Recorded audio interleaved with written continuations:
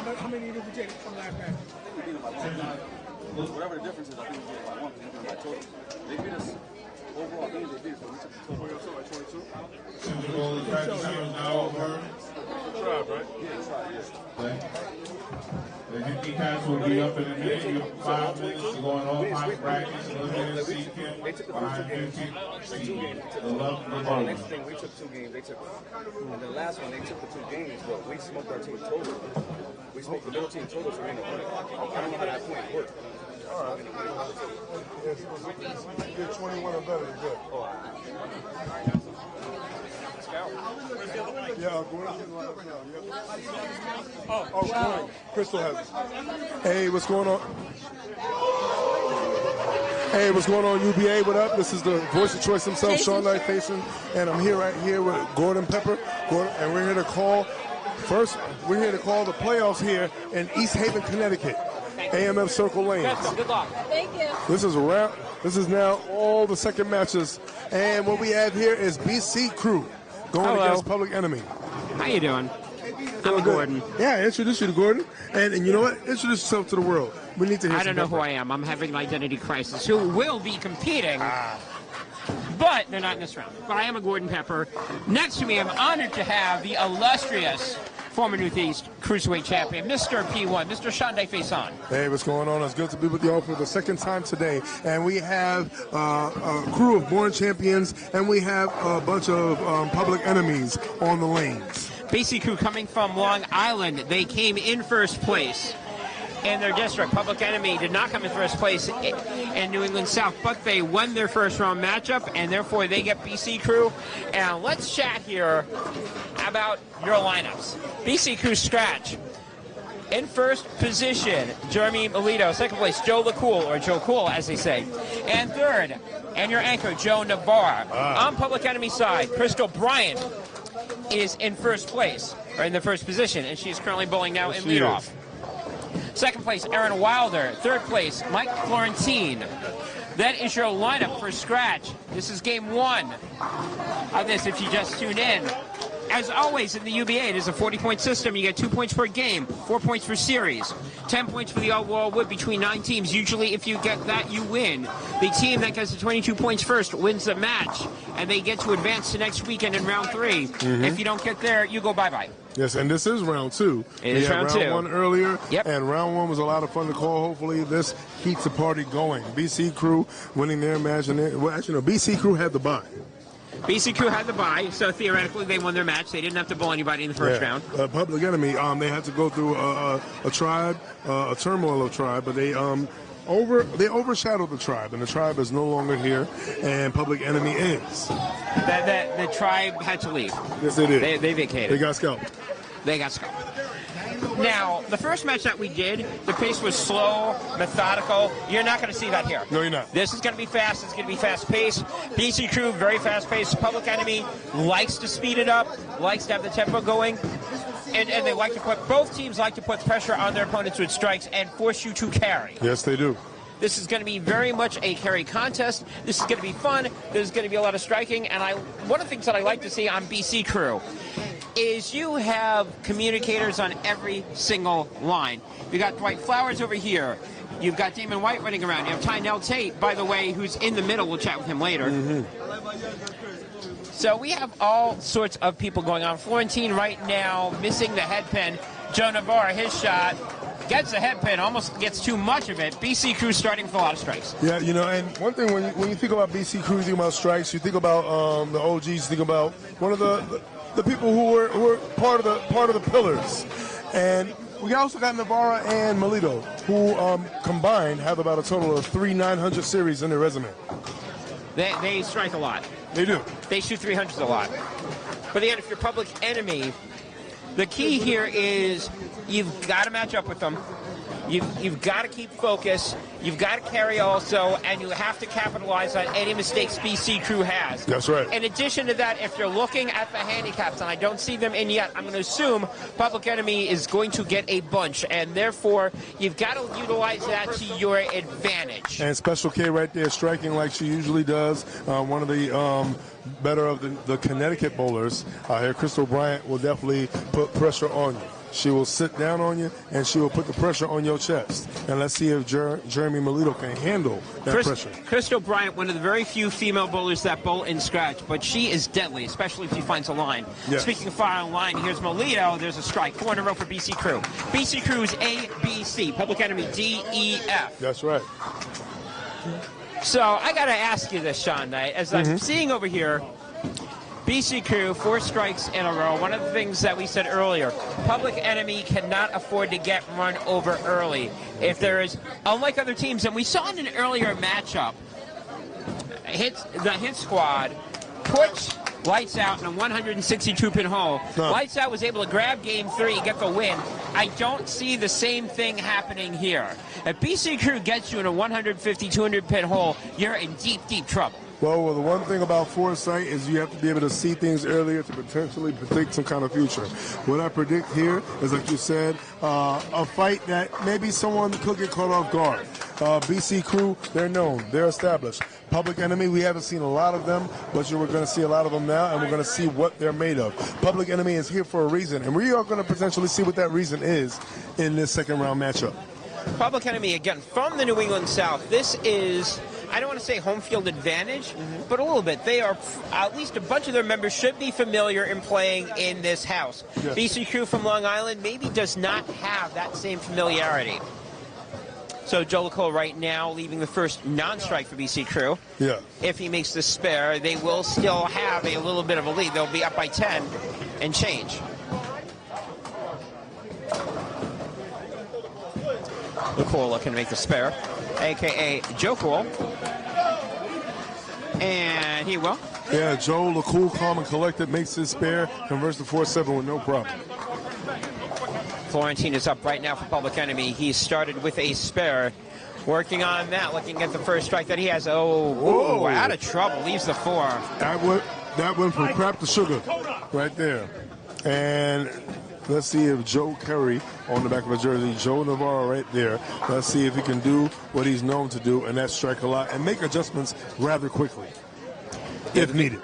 If needed. But the other thing about BC Crew, as we see Joe Navarro hitting the strike, temping goes down, they chat with each other. They are one of the best teams in the UBA of chatting. And one of the things that I noted on the last match was that some of the teams are sort of, whatever, we're not really going to chat. Only when they're in trouble, they chatted. If you saw, I saw Dwight Flowers, that's this guy.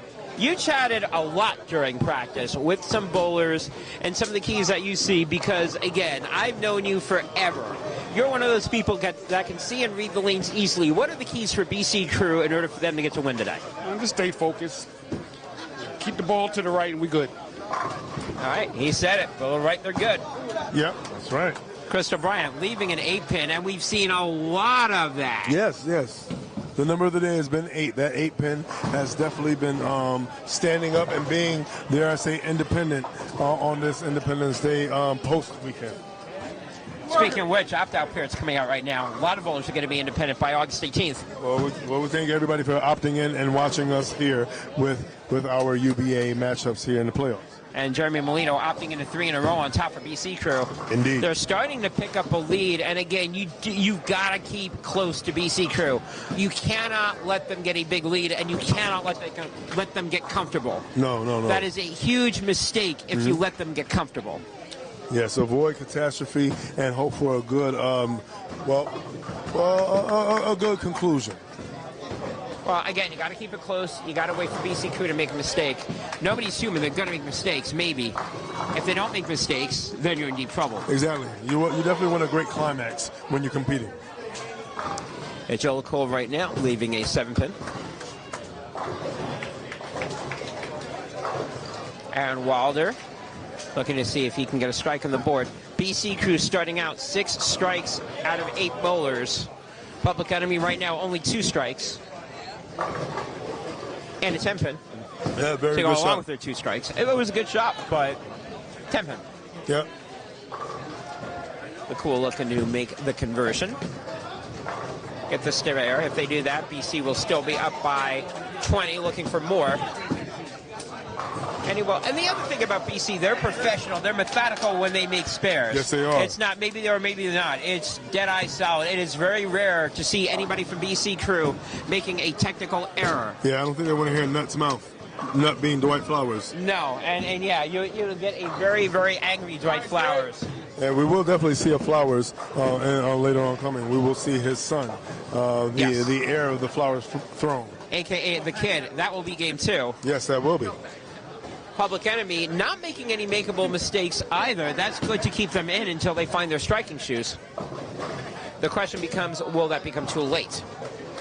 At least on the scratch side.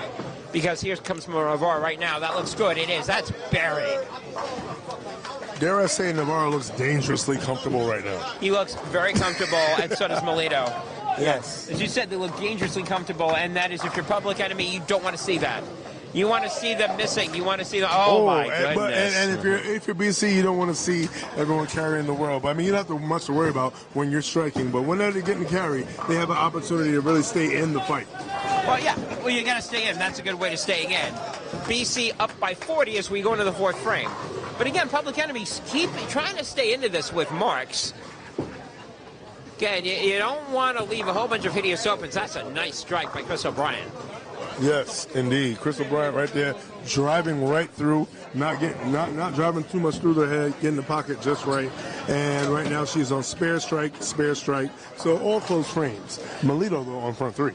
Yeah, front 3, possibly front 4. One of the things that you were telling me is when we set up the matchups when you're just like, oh, we have to say BC crew match, and then I said they're bowling Public Enemy, you say Crystal Bryant. I'm like, yeah, he's like, oh yeah, I want to do this one. Yeah, she's very steady, very good. She's fantastic. A pleasure to watch on the lane. Pleasure to watch on the lane. She's fantastic. She's methodical. She is arguably one of the best bowlers on the South, in the New England Southeast. On that aspect. Meanwhile, Jeremy just one of the best bowlers, period, 4 in a row. And, well, gets the 10 out. Unfortunately, well, he got not the 10 7 out. He didn't get the 7 out.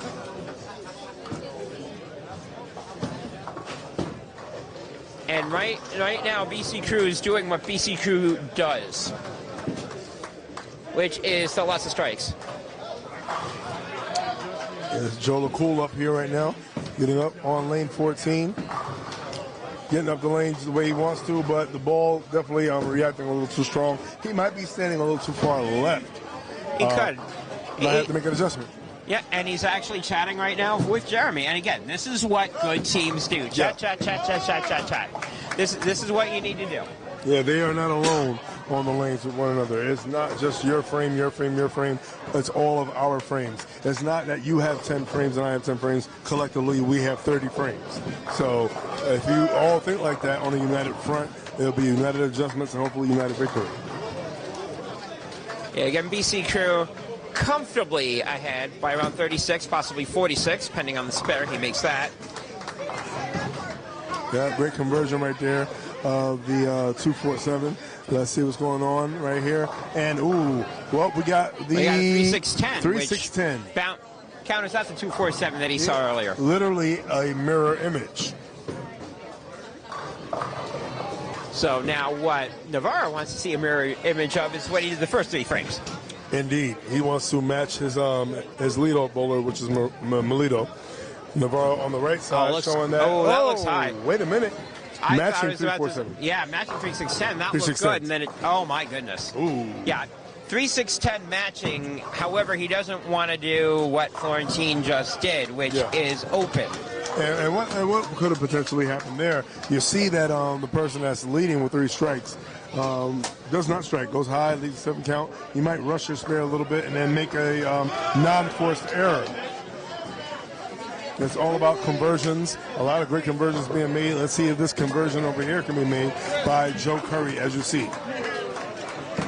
If you have the name Curry in the back of your jersey, you know for making big shots. If your name's Navarro. Oh. He almost did the exact same thing. That ball peeled over, clipped off the 3. If the 7 was up there, he would have made it. Yeah, I was saying there, a little bit of shadow split shooting.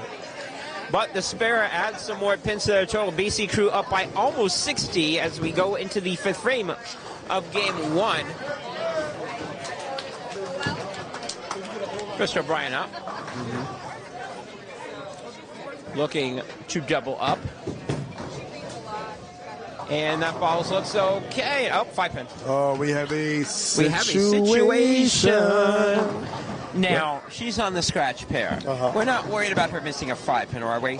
Because if you miss a 5 pin, I will guarantee you BC Crude has been pretty quiet. They're going to get significantly louder. Yeah, they will. They will. They will give it to her loud and proud. Loud and clear. Let's see what Melito has to say about that. Melito says, I don't care about 5. The only 5 that I want to see is 5 strikes in a row. He That's wants what to he see says. 5 times too. 5 times, 5 times, 5 times, 5 times, 5. Now, even though scratch pairs are big, your bread and butter, I always say this, is what your handicaps do as well as a 6, not a 3. We shall see about that. I don't see the handicap in yet. We'll focus on them later. Yes, indeed. All right, Crystal makes a spare. However, spares don't beat strikes. Jellicoe knows this as he's going for the second one of the game, and he gets it. And he does. Second one for his game. Right now, possibly 4-3 in favor of BC Crew this frame, and if they do that, then they'll be at almost 70 pins.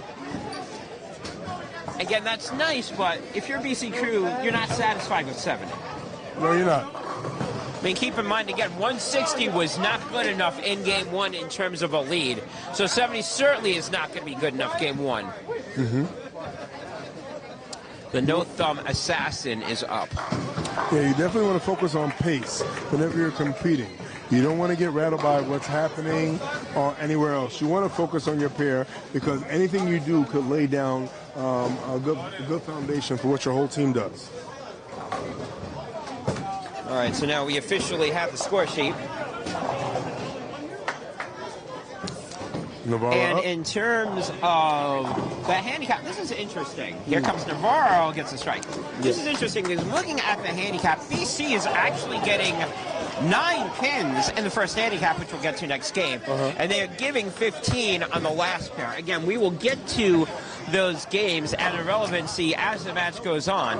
Right now, Scratch is trying to not make this very relevant.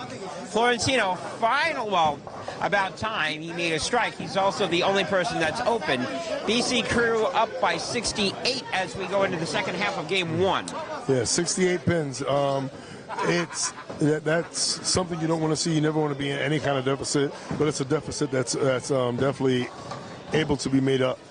Let's see if it starts that process right now with Crystal Bryant going up the lanes, and boom, going Dutch. Right now, lane 13 is being lucky for her. 14, the even number, is not giving her the even amount of strikes that she would like to see. Well, what Public Enemy needs to be very concerned about is BC Crew. Yes, Jeremy's got 5 in a row.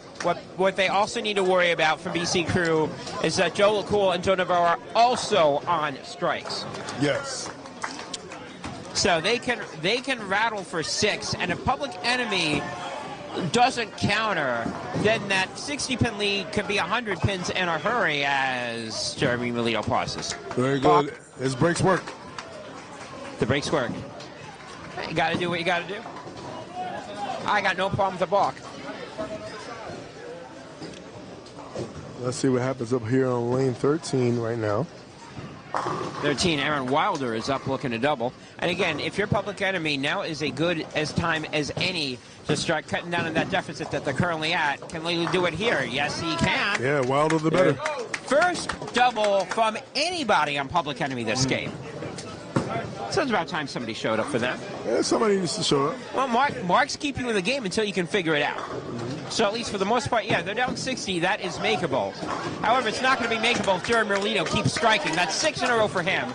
And again, Joe LaCool and Joe Navarro, if they both double here, that is 6 for them versus the best the Public Enemy can do is 5. So they'll build their lead around 70. Yeah, not like a good old cool 6-pack. 6-pack. 6-pack attack. Cool, calm, collected, and carrying a strike is Joe LaCool. So BC Crew up 68. Could be again in the mid-70s with another strike from Navarro, regardless of what they do. Meanwhile, out of trouble, but that is not a strike. Yeah, that ball was taking a little trip. Let's take and then a little Joe Scott. Took a long walk. A long walk off of almost a very short pier. Yeah, for real. And he looks back and he smiles, but also has a sigh of relief as it did not go into the channel. Well, the good news is that it didn't go in the channel. The bad news is it could have, and it could have left a 9, and the exact same result is going to happen, which is they lose a mark if Navarro will double here in the 6th frame. Does he make the adjustment on that last shot that he did? Yes, he does. Yeah, it's not often that you'll see Navarro not make any kind of adjustment that he needs to. One of the best at doing that. It could be a micro board and he'll make it. It could be. 90-pin lead for BC Crew, threatening to really blow this open as we go into the 7th frame. 6 in a row as a team for BC Crew. 6 in a row for Jeremy Melito as he and the team are looking for 7 in a row. So if there's any time that Public Enemy needs to carry, it is now. I predict a double coming here right now on lane 14. It's definitely going to be a double. I feel it in my spirit. There it is. Your spirit is correct. Can't fight the feeling. Credit to Shandai Face on Spirit. It's all about spirit. I've got spirit. How about you? Rah, rah, rah. Right now, not a lot of cheerleading needs to happen for BC Crew. Melito potentially on front 7 here. Let's see what happens. It looks good going up. And it is 7, but it's a 7-pin. You're the only you're the person that did play-by-play, and that's the only frame that you did play-by-play on, but you did that. Maybe you're the dark cloud, not me. It is all your fault. You got to just call me a cloud. I don't want you getting canceled. You're a cloud. I am always called, by the way, inside joke here, I'm always called the Dark Cloud. Yes, he is. That is my nickname. I've been called that in the 300 pillar. So I blame Shandai for this one. I'll take it. I'll be that guy. You can put the blame on me in my Akon voice. However, looking for 3 in a row here from Aaron Wilder. If he gets it, there it is. Ooh. Public Enemy starting to make a run on the scratch side. It may be too little too late, but you never know. Let's see what happens when you put some pressure on. Yeah, Aaron right there with the strike, 3 in a row, looking good. Let's see if Melito can convert a 7-pin. More than likely should, but anything can happen. Let's see what happens here. He got it. Clockwork. Now Joe LaCool on a double, looking for 3 in a row. All right, let's go, Tom. Florentino, meanwhile, looking to strike over here. He does. So we got a 5 count from Public Enemy in terms of marks. BC Crew can match that, and if they do, they will still hold an 87-pin lead going into the 8th frame. A little early prediction here. Whoever wins is going to win by getting 26 points. It's not going to be anything past 30. I'm going to disagree with you on that.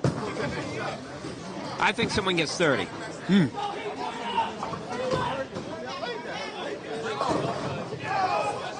But we'll see. Hey, any frame, anything can happen in any game. But of course, that's what we always say.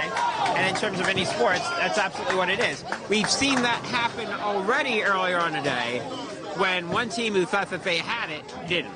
Even though I will say they didn't give the game away, the other team took it. Exactly. They reached up and they grabbed it. They climbed up. And let's see if this ball can climb back. And it definitely does. Ooh, no pin stands. No pin stands, Joe Navarro 3, so 5-5 count even. BC Crew up 87 going to the 8th frame. The slight advantage that Public Enemy has is that they have 3 strikes, 2 on a double, versus 2 doubles and a spare for BC. But that alone will not be enough to turn the tie. Public Enemy is going to need to have some help from BC Crew for them to get back into this game. Yeah, and you're looking at all 6 competitors on the scratch pair. You see Melito with a 240 average, LaCool with a 233, Navarro with 258. 233 is a slacker. Yeah, the slacker of the crew is 233 on that pair. Navarro with a 258. On the other side, you see Crystal Bryant, who right there just gets a triple right there with a 239. You have 228 in Aaron Wilder and Michael Florentino with the 240. No slouches on either of these scratch pairs. No slouches, but Florentino right now has got no carry, at least on lane 13. And you can make an argument that is the difference in this game. Meanwhile, lots of carry from everybody, and Nicole has started to find it also for BC Crew, and that spells trouble for Public Enemy. What also will spell trouble is another strike from Jeremy Melito doesn't get it, 7-pin. Yes, getting to the pocket now a little quick. Not losing the pocket, but losing the carry. Maybe getting a little fast. As we go over the course of time, frame by frame, combined with practice, you get a little stronger. The ball gets a little longer down the lane. You don't get the same finish you did before when you were smoother. It's all about now, do you have to slow down your feet, or do you have to get a surface change? We'll see what happens as the game goes by. And that could have been a huge strike there for Public Enemy. Aaron Wilder doesn't have it. He gets a double that he doesn't want. Yeah. That of the 3-9 variety. A little bit of a break for BC Crew. Not that BC Crew needed any breaks right now. Yeah, shoulda, coulda, woulda situation right there. If you could have struck, that would have been 4 in a row. You feel you should have struck, you didn't. So now, what are you going to do? You're going to... You better make the spare. Make the spare. Make the spare and see what BC Crew does. Joe LaCool up, 8th frame. Can BC up by around 87 pins. And oh my goodness. First unforced error for him, second unforced error for Public Enemy. Again, BC Crew, no opens at all of any variety on the scratch squad, which is one of the reasons why they're up by 87, now threatening to be over 100. Yeah, no unforced errors, and they're definitely forcing a situation for Public Enemy.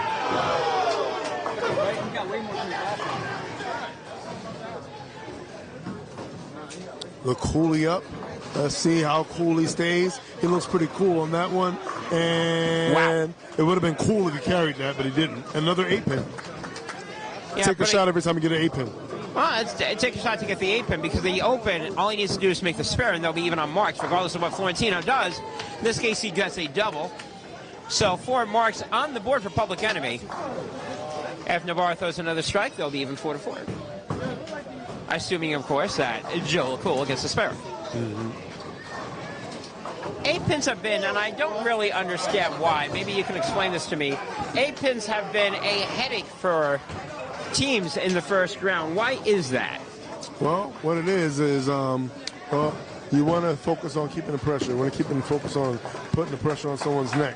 And sometimes you put pressure back on yourself. In my opinion. Makes it? That's a good opinion.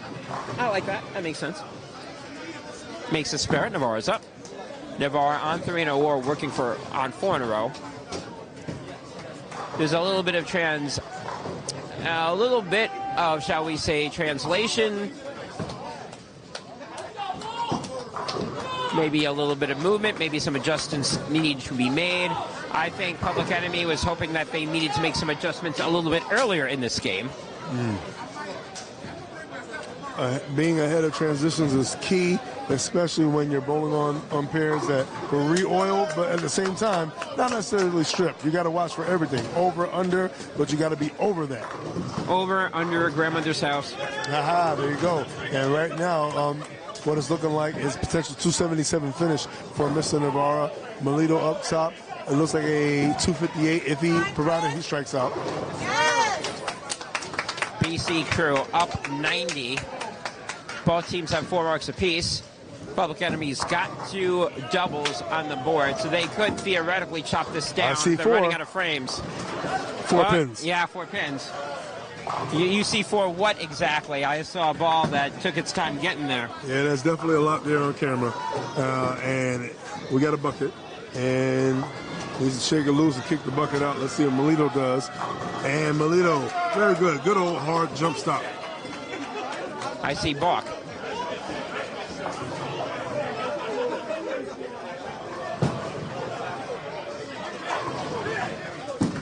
So peering over a little bit just to see what's going on in the other 2 games. BC Crew, well, the first handicap pair, which we're going to be going after next, looks tight. The other match also looks tight. So handicap is tight on both. Scratch, not tight. Keep in mind, overall Woods 10 points. Ooh, 8 pin. Both non-strikes. He got 9. Crystal got 6. Crystal's non-strike is more damaging because she was on a string, and she could have helped her team out with another strike here. now again on the hunt for 22. If one team sweeps and they take wood by a lot, they just need to win one. They need to win one game anywhere else, and that will be 22. Crystal, now that's her first unforced error. So everybody's got an open on Public Enemy. Nobody's got an open on BC Crew, which again will help the lead. Yeah, she needs to kick the bucket out just to stay alive, and she didn't kick the bucket. So that puts a little more for BC Crew to appreciate, and more for Public Enemy to think about in the close of this first game. And because of the lack of pin count on that 3-bagger, BC Crew is closing in on a 100-pin lead.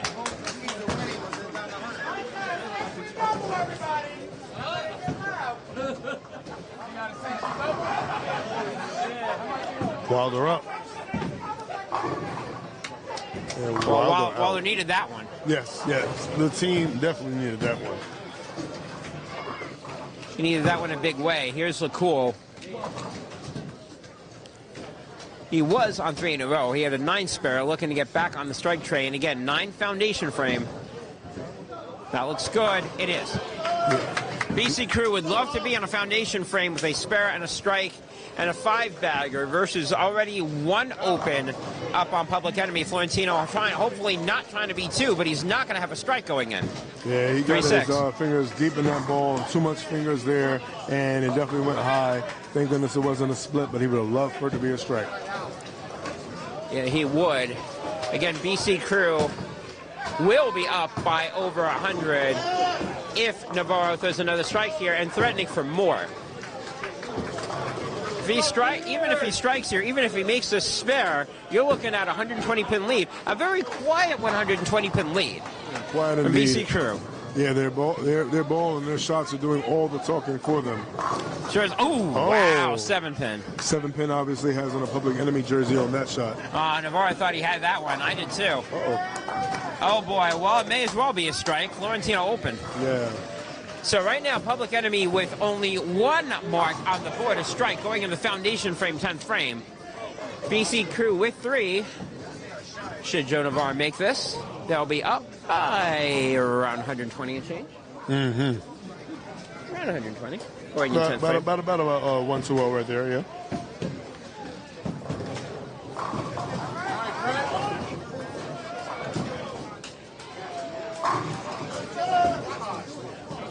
Navarro up on a 7-pin. Should be no problem on that. Boink. They'll bounce it out. And then, that was power. Oh, yeah. Hit it twice just to make sure. Yeah, going into the 10th frame, it is BC Crew on the scratch side. Already up by trip digits, looking for more. And again, as we've seen earlier, and as we always say, get the wood, get the wood, get the wood. Especially when you can get it, get the wood. What do we do? Get the wood. Get the wood. So Melito trying to get the wood, BC Crew trying to at least keep it, I'm sorry, not BC Crew. Well, yeah, BC Crew trying to get it over 100. Public Enemy trying to keep it under 100. So let's take a little note of this. So front 6 and then 4 7-pins in a row. What do you think the adjustment may be? That's a good question. I would say maybe, and this is weird for me to say, too fast? Let the ball. Who am I to tell a 239 average bowler how to throw a bowling ball? Sorry, 240 now average bowler how to throw a bowling ball. Well, that's why there's trainers on the side that can see what a boxer's doing. I'm going to chat with Nut over here. So, Nut, if you leave 4 7-pins, and Nut is a lefty, so I can ask him this question. You leave 4 straight 7-pins. What's your adjustment? He's deferring to the kid. What's the adjustment? If it's just like flat 7, I'll move right and just like mix them out. Move like 2 or 3 right. All right, so we're going to talk about Jeremy Melito at this point because he's your teammate at this moment. Mr. 900, who's now left 4 flat 7-pins. So we're going to see. I want you to analyze his shot and see if he makes it and see if he made the proper adjustment. It looks like for him, he's thinking proper adjustment is ball change. I agree. You agree? I agree. All right, we'll see. He thinks ball change is correct. The kid, Baby Flowers, thinks that it's okay. We shall see. All right, Baby Flowers, let's see if you're right. Melito comes up, Phil ball. Oh, 7-pin goes down. I like it, but I think it's still a little move we have to make with it. Probably 1 or 2 left. All right. That's what Baby Flowers says, and we'll chat and have fun with him at his name, at his own expense, later on in game 2. However, Jeremy Melito will finish with a 246. Crystal Bryant, no slouch, 212. That's right. Look coolly up. And look coolly. Oh, calm, cool, and collected takes out the 7-pin. I'm sure Melito wish he could have done the same thing. Well, that's a big double over there. And if Public Enemy does not want to get blown up by close to 150 pins, Aaron Wilder needs to do the same over here to strike. An open would be a disaster. I mean, this is already a mess, but we're not at disaster levels. No, we are not. And we're Wilder, close to disaster levels. You're right. Wilder has an opportunity to put 3 more to add to his 1 strike that he has in the 9th frame. Let's see what happens. And there goes the road to that, finishing out, hopefully. Well, big shot by Wilder. Again, you got to make sure to not make this unmanageable. Yeah, losing by 100 isn't great, but it's still manageable. You can win the other 2 games by 50 pins each. I think we've seen that before. I think we have. We've seen by a lot more than that. What you don't want to do is lose by over 200 pins. No, you do not. Even though we've seen that happen, and we've seen a team overcome that. Anything's possible. Anything's possible in the UBA. What is not possible is Public Enemy mathematically winning this first game. That is definitely not possible. Yeah, more X's, less stress is what they what both teams hope for. Yes.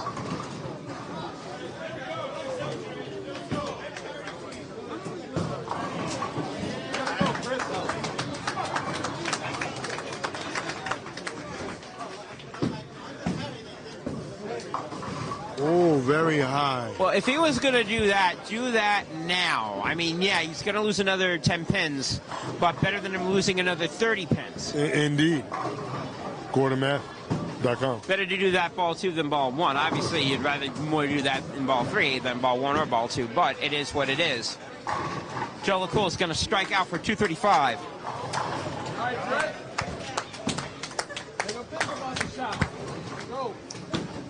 And it's going to be 210 Wide right left. there. 210.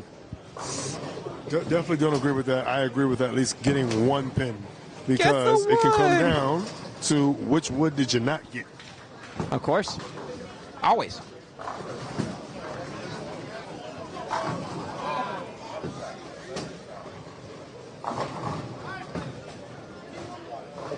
Navarra up, looking to finish potentially with 256.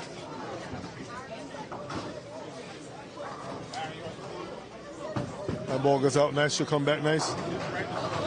Oh, Skip hopping to jump over the 10 pin, but doesn't take it out. Messenger says, sorry, we're not delivering on holidays. But that shot definitely delivers. Trying to make up for that blemish he had in the 9th frame of that chopped spare.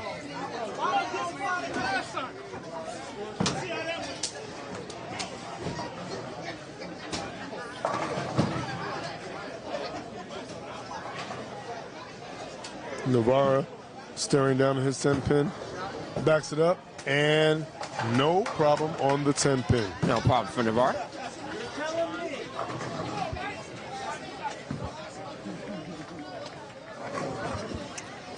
My guess is that both bowlers will be looking at different surfaces, looking to see what's going to happen in game 2 and 3.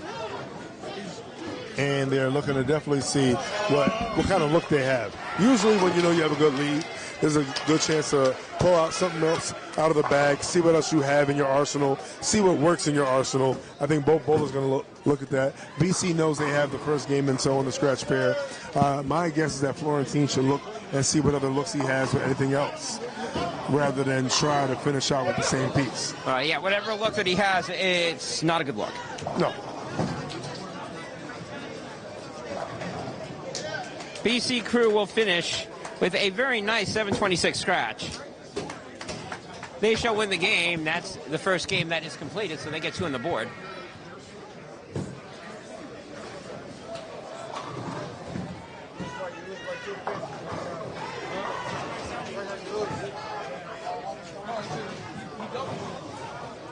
Definitely don't want to leave pins on the board as Florentino there.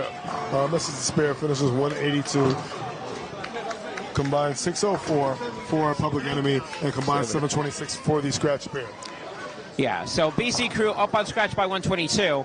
We are eventually at the end of game 1 on both handicaps, so we're going to see very quickly what the current count is and more importantly what the current wood is.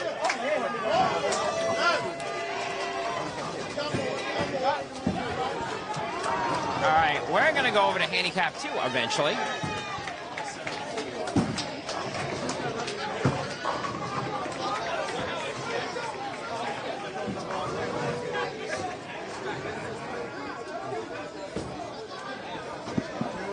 So we're going to slide over to handicap 2. I'm just in the middle of getting some scores because it looks like, based on what I'm seeing, BC Crew may have won all 3 games in game 1, and obviously if that happens, that would be very nice for them. Which again is crazy because Public Enemy did have a stronghold on both handicaps, but they cough them up, and they cough them up late.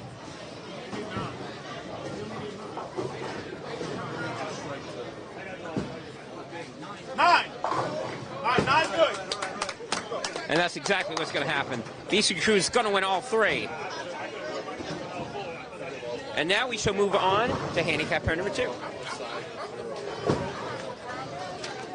Strike the first ball.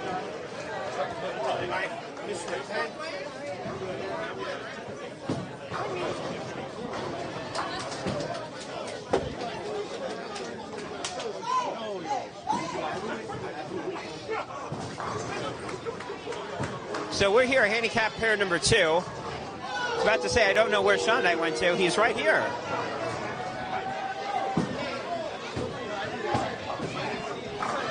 All right, so here we go. BC Crew. Michael May leads it off. Second place, Haywood LaRue Marlowe.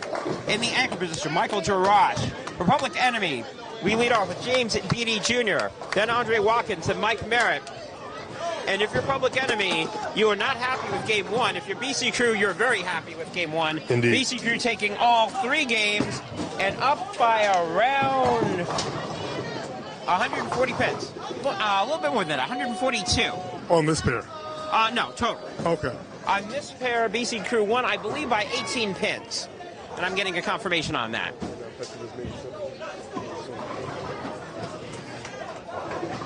So BC Crew starts with a strike from Beatty Jr. I'm sorry, starts with a strike by Michael May. LaRue Marlowe up for BC Crew, looking to get a strike. First one on camera, he gets it. Yeah, one thing you're going to see out of LaRue is that he has many styles of striking. He does. He's actually, we know him from many styles of bowling. He's actually a pretty good bowler in addition to wardrobe skill. That's Sometimes I can bowl. Not all the time. You see 183 to start, but now I can bowl. But it ain't about 183. I'm older now, so I need time to get a little practice. So that's my practice game. But that was a bad practice game. Well, not about how you start, but how what? You know how I finished, baby. Waiting for that game 3. Did you guys win? That's all that matters. All that matters. That's all that matters. All that matters is 2 points, and now you need another 19, and then you're good. Well, actually, you got 6 points, and now you need another 15. All right, I'm gonna try my best to get 6 right here. All right, let's go. And Jarosh gets all 10 that one. Well, Josh gets all 10. What does not help Public Enemy is that Beatty just started with an open. Andre Watkins does get a strike. Yeah, Andre Watkins right there. He's starting out pretty good. Unfortunately, leadoff bowler James, I believe that's Beatty? James Beatty Jr. James Beatty Jr., 178 game 1. And he missed game 2. And Mike Merritt, game 1, bad. Yes. I'm not going to put out scores. I'll just say bad. Well, guess who's back? It's Eminem. Mike Merritt does not want me to announce the score in public, so I'll just say bad. Well, Mike Merritt right now, Eminem hopefully to come back, and let's see if he has a little bit of a rehab on the strike. I see what you did there. No, he did not. Oh, man. He wants to burn his house. Well, not his house. He maybe wants to burn his bowling equipment down right now at this point. Yeah, with no shady comments, but that shot right there had a slim chance of coming back and leaves the Pat Hallis, the 2-8-10. What up, Pat? Pat Hollis, I think, was and currently is a member of BC Crew, if I'm not mistaken. I think. See, Wood is good. did not get the 2, only got 1. Only 1 close frame in this game for Public Enemy. Well, and Public Enemy was getting 15 pins, and that is now gone. Not only is it now gone, BC Crew is threatening to get a sizable lead early, especially if Public Enemy decides that they want to continue going up horizontal dashes and red numbers. And that's true, and you definitely want to avoid that. You don't want that. Well, let's see if the gasoline's on the lanes right now. Michael Beatty, a.k.a. Wildfire, trying to set this ablaze. And blazing trail as he carries that strike. A little light in the pocket, but gets all 10 in the end. As long as it goes down, that's the important thing. That's right, especially on a Saturday. Ha ha. I see what you did there. Ha ha. So, but second strike on the board for Public Enemy. First strike for Beatty this game. He's got some work to do after game 1. Well, it's a good way. On the right side. He doesn't like anything on the right side. Well, look at it this way. If all the pins go down, it doesn't matter what you put on the right side. Well, I gotta agree with you on that point. So, well, I mean, right there we just see the person you're lined up with across from you. He left a lot on the right side. So let's see what happens here. That's all we can do. Mike Merritt right now leaving a 3 count on the right side, 6-9-10 on a strike. Spare's as good as a mark.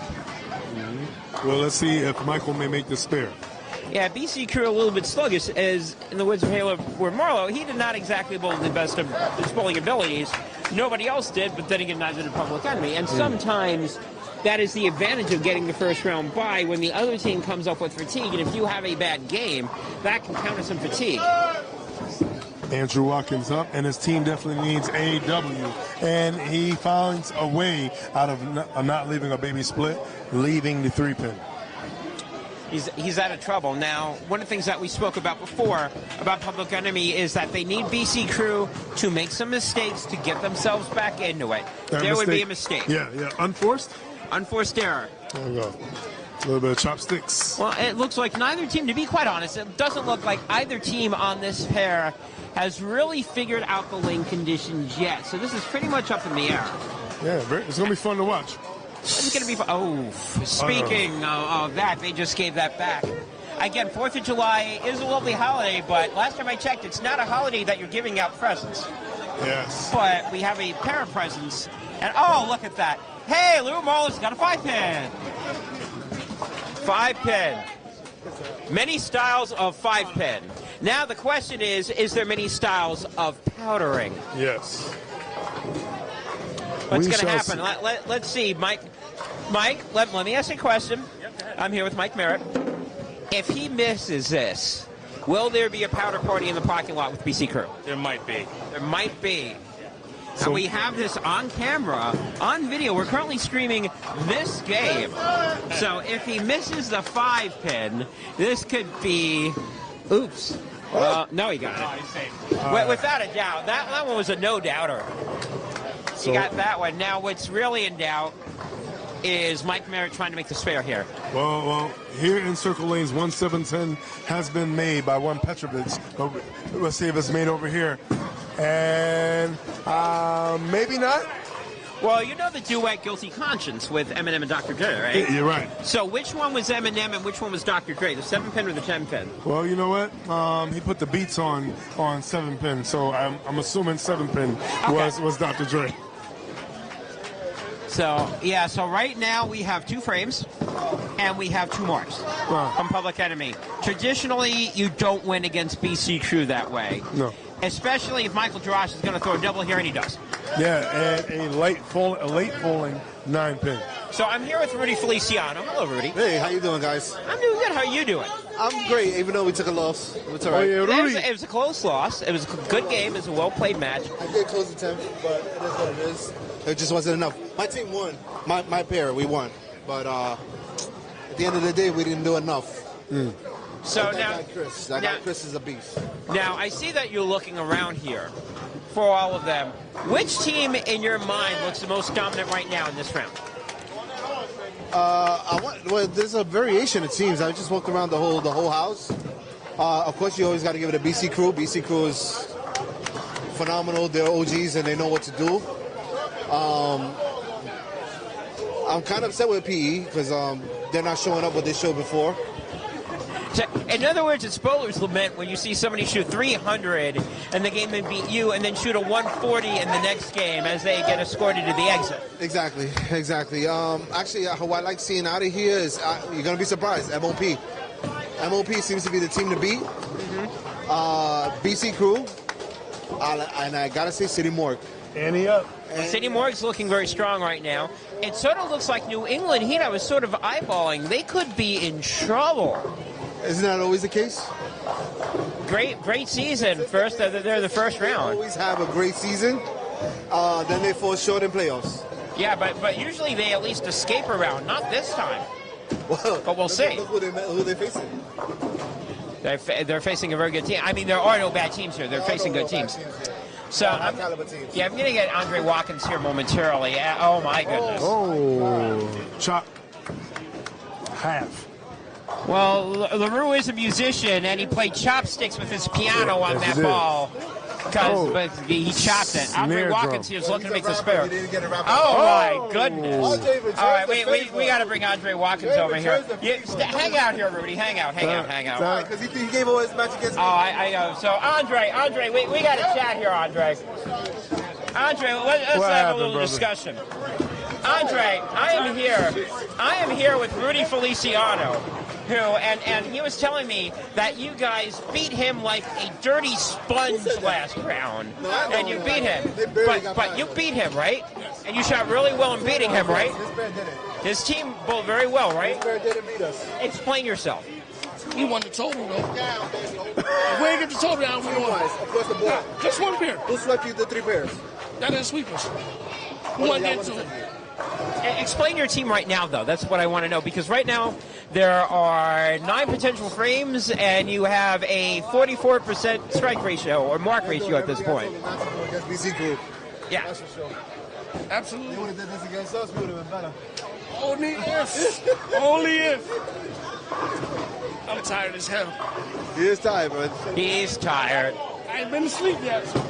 He's sleepy. He's no sleeping, and he used all his energy to throw the strikes out for his win on the 3rd game. He can't get no sleep. No. Andre, if you're not careful, it's going to be no sleep till Connecticut. No, I'm telling you. And, right now we have 3 marks to 3 marks. BC Crew has taken care of the wood that they were giving. They're up by 27. 2 of their bowlers are on strikes as we go into the 4th frame. Yeah, they got to dig deep. They got to find something. They got to whatever pile they're throwing on right now in these frames. They got to dig through the pile and hopefully find some gold. Whatever they found against Tribe, they need to find it against BC Crew, because BC Crew is giving them opportunities. Yes, and that was almost a big opportunity given with almost a potential 7-10. Yeah, almost a 7-10 up there. James Speedy, who finally looks like he's on the board with the doubles, looking for 3 in a row. Let's see if the wildfire right now can keep burning and blazing a trail to a potential 279. That ball looks good on the lane. Looking for 3. 2 pin does not labors, fall. And the 2, exactly. The 2 is still there. The 2 is standing up, nice and tall, standing up. And he wants to knock it down. He wished he would have knocked it down on the first shot. That definitely would have been a good response and a good battle cry to his team that, yo, we need to show up. Alonzi! That would have been a good battle cry. It would have been a great battle cry. A Tenzi! A corner pinzi! Cry battle, but don't cry tears. A Sparsky! Sparsky indeed for Michael May. Michael's made that, and however, yeah, they're a little bit sloppy, but they don't have 5 opens. They only have 2. Public Enemy's got 5. And it looks like he'll make this. Whoa, wait a minute. The way he made the spare, but he had to throw the ball like 20 miles an hour in order to do it. Yeah, it seems like maybe Public Enemy didn't expect to be here as long as they are, because they're looking a little tired. And Mike Merritt said, he's feeling a little tired. This is game number 5 right now for them. Yeah, that maybe they had the "we're just happy to be here" award, and they won, and they went, yeah. Oh wait, we got to bowl another match. Well, they want to stay here. If you want to stay, you better play. You got to play to stay. Lou Marlowe with a strike. Andre Watkins looking for a strike. No, 6-pin. I mean, mercifully to get a 9 count. Well, he's had 2 other 9 counts. We're trying to make sure this is not his 3rd straight 9 open. Well, change that dash into a slash. Yes, dash to a slash would be nice. Michael Jarash looking to not have a slash, but have a cash. Oh, yes, and he's going to cash in. Really and that's money in the bank right there, especially on Saturday night. Money in the bank for Jarash. That's right. 4 in a row. Yeah, as he's wrestling down all 10 pins, they're wrestling over here in Public Enemy on this handicap pair just to get some close frame. And we got to close the 9 count. 9 count spare. We got a slash. We have a slash, his first of the game in the 4th frame. Yes. Which is one of the reasons why Public Enemy is looking like they're going to be down by almost 40 pins, with the assumption that Mike Merritt gets a mark. Because if he doesn't, then they'll be down by more. Let's see if Merritt is going to be a hero or if he's just going to get a merit badge for showing up. Let's see if he could put all 10 pins down and strike. All 10 on the first shot is what you would like. 1 and done is what you want. Especially if you're tired, you don't want to shoot a second shot, and he doesn't have to. Yep, he does not have to throw a second shot. All right, BC Crew by 38 as we go to the 5th frame, almost close to the halfway mark of not just game 2, but the halfway mark of the match. Yes, right. If you're just joining us, BC Crew is up 6-0. They took all 3 games. And right now, doing a quick peer, it looks like they may take all 3 games again. Yeah, JBJ going up. James Beatty Jr., the wildfire himself, trying to keep raging on. The leadoff right now looking like the anchor on top. He has he's the only person with a double on his team for this pair. BC Crew is trying to pull out Smokey the Bear, saying only you can prevent forest fires and trying to extinguish the wildfire. Well, only they can prevent themselves from getting beat by a lot of pins, and hopefully BC cannot give them a little bit of hope. Mike May with a nice strike over on lane 18. Mike May, no problem on lane 18. Yeah. He's got to figure out what to do on lane 17. We'll get there. I think I'm okay. Just gotta get it out of my head. Just gotta throw it better, exactly. In terms of Michael Drosh. Coach Mike, what's the secret? Hashtag throw it better. Hashtag throw it better, and everybody's nodding their head in approval. Wildfire wants to throw it better than a 9 spare. You really like to throw it better than a 9 open. That's better than a 9 spare. There's a strike. Oh, there you go. And right now, like I said, Beatty right now leading the charge. We've seen the leadoff bowlers definitely on the handicap pairs trying to lead the charge for their teams. And we saw the same thing with Mason Silvers in Lights Out. And we're seeing Beatty kind of being a quiet leader, leading by example and not necessarily verbally. Well, one of the keys that Public Enemy needs, and it's one of the things that we discussed earlier, yeah, they better throw strikes that they mark, and they need to hang out with BC and wait for BC to make a mistake and find carry of their own. Yeah, so they're getting what they want from BC Crew. Well, 2 of the bowlers are getting what they want from BC Crew. They're still not over average, and if Public Enemy was shooting over average, they would be in this one. Speaking of which, there's another strike on the board. As you said before, you alluded to it before, opportunities are there. They're being provided by BC, but it's all about if you want some and if you want to come get some, you have to be big and bad enough to come take some. They're leaving some there. They're leaving food on the plate. They're just choosing not to eat. It looks like they're on a strike diet.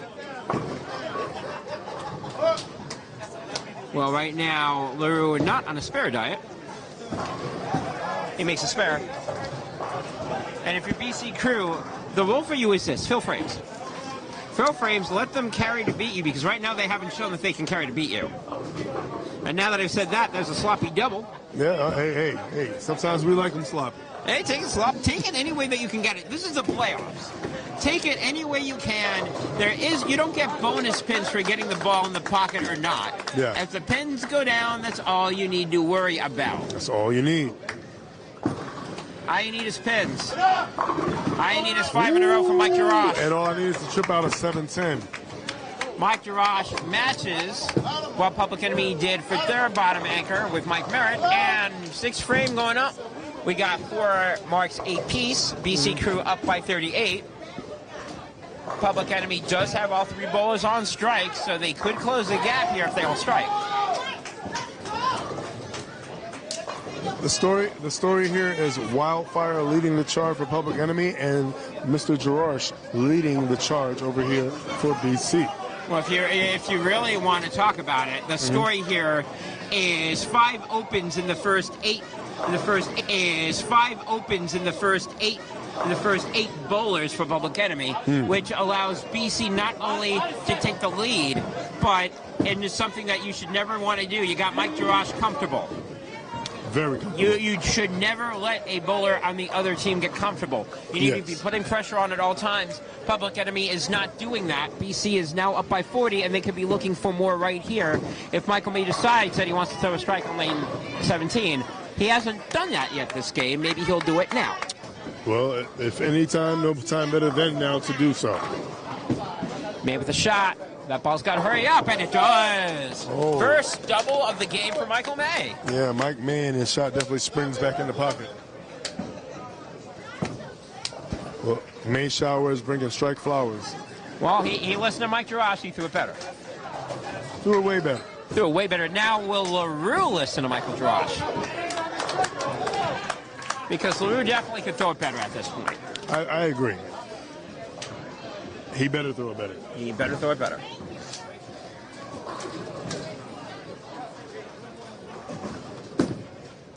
Looking to make the spare he won. All over there. Nice spare.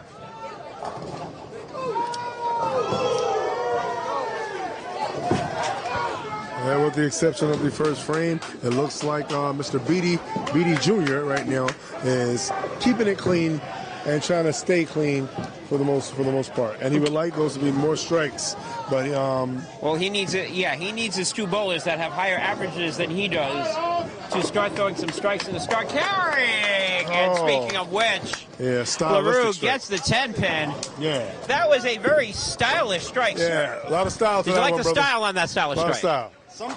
Sometimes. You got one style, you got many styles. Many styles, baby. many different styles. I don't know what I'm going to do next shot, but it's going to be something stylish. Yeah, we don't know what you're going to be doing next shot either. That's the beauty of bowling right there. What we do know is that Andre Watkins missed the head pin completely, which doesn't help you get a strike usually, unless I'm throwing the ball. Sometimes it helps when I miss a head pin. I hear that. So very rarely, though. So right now what we're looking at is 6 frames, 2 hands, maybe 6 strikes. Josh looking for that 6. He got it. BC Crew looking threatening to blow this side open. We already know they're scratched. Game one by 120. They only won this by 18. They can start to put the wood out of play here. Yeah, and if they do that, you're saying that 18 was not going to take 30. And I said, oh, yes, they were. I'm looking pretty good right now. I'm looking even better right now that he missed the spare. Hey, you're looking all made up. We're going to dress you up and take you out. Look at you. All made up. Yeah, but well, we do have a whole game to go. Public Enemy is in deep, big trouble at this point. This is true. Because BC Through is threatening to take this one and put it out of harm's way. BC Crew already with 5 on the board. The best Public Enemy can do is 3. And even if they get the strike here, they're still going to be down 60. Mike Merritt really needs that strike. He gets it. Yeah, definitely needed it. It was a must-have for Mike Merritt. Must-have for Merritt. And right now, Public Enemy, they're doing okay. The problem for them, BC is starting to figure the lanes out. At least this trio is. Yes. Yes, this trio is definitely figuring some things out. By the way, I am eyeballing that scratch side, and we're not going to go over it yet, but just making a quick mention, and we probably will be going over to it if Jeremy Melito, who's got the front 7, adds 2 more strikes to his repertoire. Yeah. Yes, I see that for Melito, and I see other things happening with the other 2 bowlers there. But what we see over here is Michael May. Looking, like you said, the light bulb went off. He figured something out. Figure something out in lane 17. He already had lane 18 locked. The fact that he's got 17 locked now is a bonus. And I see a little smile creeping up on Michael May's face. As in, on the bucket of beer here. That's the only reason I'm smiling. What's a bucket of beer saying? It sounds similar to that, yeah. What are you saying, beer? What's that? saying hello. And there, taking out the Wildfire with the 8-10 was Mr. Beatty Jr. His eyes got real beady on that one, staring down the 8 and the 10 pin. Well, Public Enemy made game 1 close. They got to keep the wood close. Yeah. They cannot afford to get blown out of the wood over here. LaRue Marlowe, is that going to be too? Oh, double number 1. That is an official double. Sanctioned LaRue double. Marlowe sanctioned double. So, LaRue, that was a different way of putting the ball in the pocket. LaRue's just saying sometimes he's shrugging his shoulder at me. All right, Andre Watkins with the strike. He wants to get involved in the party. Yeah. Someone already involved in the party, Mike Jarash, front 6. Well, he's working the Looking grill. at something, yeah. Now, we may not even get to that other side if Mike Jarash decides that he wants to continue striking over here. And he does. 7-0 for Jarash. Oh, yeah. Mike Jarash, forget about the party or the barbecue. He's working the grill right now. He's cooking, and he's cooking at a high rate. Everybody's getting served right now. 7-0 for Jarash. BC Crew, 7 in a row on the strikes. And again, BC Crew threatening to blow this one open, just like Scratch did game 1. Going over here again, Colin Merritt, trying to at least stop the bleeding. If he does, then maybe they'll get it within reasonable distance going in the 8th, 9th, and 10th frame. Merritt looking to make 4 in a row. That ball's got to turn. And it does. Mike Merritt right there with 4 in a row. Making up for those 2 first frame opens, first and second frame, that is, spare, and then 4 in a row, trying to keep it close. Merritt showing exactly how Public Enemy won the first round in order to get to this spot. I think it was a lane change. Sort of took a siesta in the beginning of game 2 there. Oh, yeah. I tend to do that from time to time, but... It was a team effort. Your whole team has helped you in the beginning of game 2. Yes, exactly. It's never one person in the UBA. You'd like to think it's a team effort. Absolutely. Yeah, hopefully we continue this, but they bowling good. You still got 3 frames left. 8th frame coming up. And a big one. Well, it's going to be a huge one for you guys if you can keep striking. Oh, that's not what you needed. That's the wrong sort of double.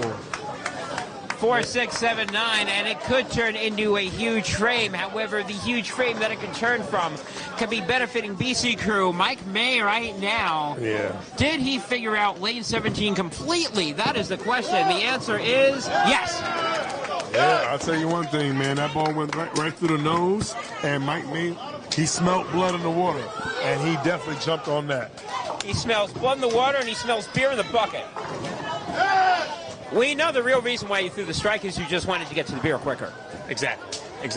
That's my inspiration for today. The quicker the strike, quicker you get beer, 6 out. So not only do they lose a mark, they're now down to a double. Lou Marlowe right now looking for 3-0 on his side. And for the first time in a while, we saw a little fist pump from LaRue. He knew what he was doing. Yeah, he liked that one out the hand. Yeah, you like that one. Yeah, that one I felt good off of that one. I was like, whatever's going to happen, but it felt good off my line. 9 in a row for BC Crew. And Public Enemy, they're getting the breaks game 1. They're not getting the breaks now. And again, you got to take advantage. You sort of knew if you lost that first game by 18 pins, that was going to spell trouble. Yeah, that definitely is going to spell trouble right there. And we have a 2-8 lead. And you could definitely tally up the opens and tally up the strikes. And you can see it's a difference. Yeah. And the difference, I think, for Public Enemy is going to be fatal for this pair and maybe for the match. Because you already knew BC Crew was up by around 120 game 1. I don't know what it's going to look like. We'll get you that at the end of game 2. But if BC Crew, and here, there's 8 in a row for Mike Jarash. If BC Crew decides that they want to turn on the gas here, this can get real ugly in a hurry. Well, if you're multiplying strikes by the amount of hands used, he actually got 16 strikes because he's using 2 hands each strike. 10 in a row by BC Crew, by the way, for keeping count of that. We have more. Michael Merritt, and again, he can strike here. I'm not sure how much it's going to help, but I will say this. If he doesn't strike, you could be looking at 200. You could be. We've already seen that once today. Can we see it again? And keep in mind, again, 200 was not good enough in our first game. Yeah. So if you're BC Crew, you know you're going to turn it on. You know you're going to turn on the gas. and you're going to put the foot on the throat and try to squeeze the life out of Public Enemy. Yeah, and Merritt here looking for 5. Looking for it and does not find it.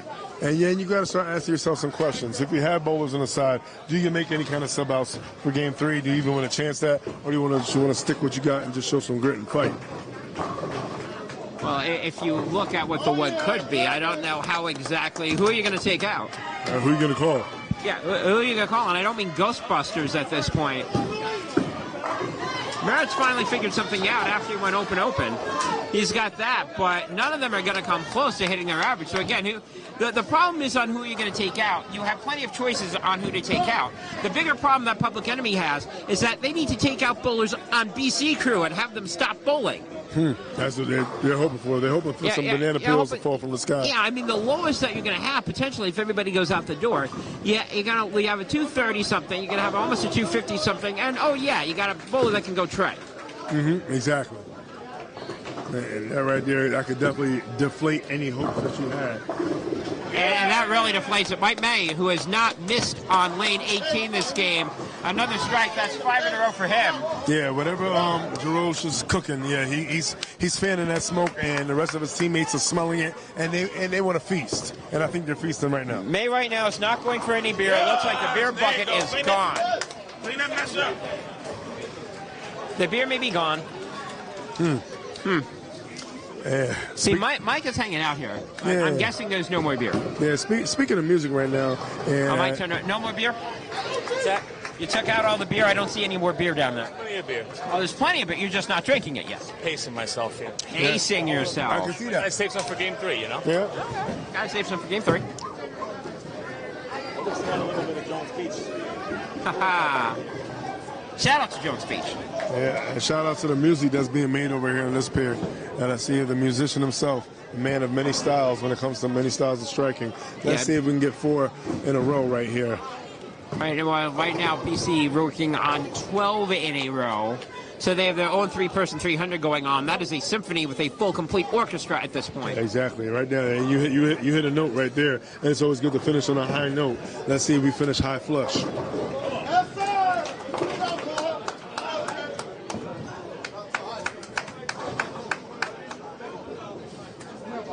We'll be going to the middle handicap pair after we get all the wood, after all the coinage is done.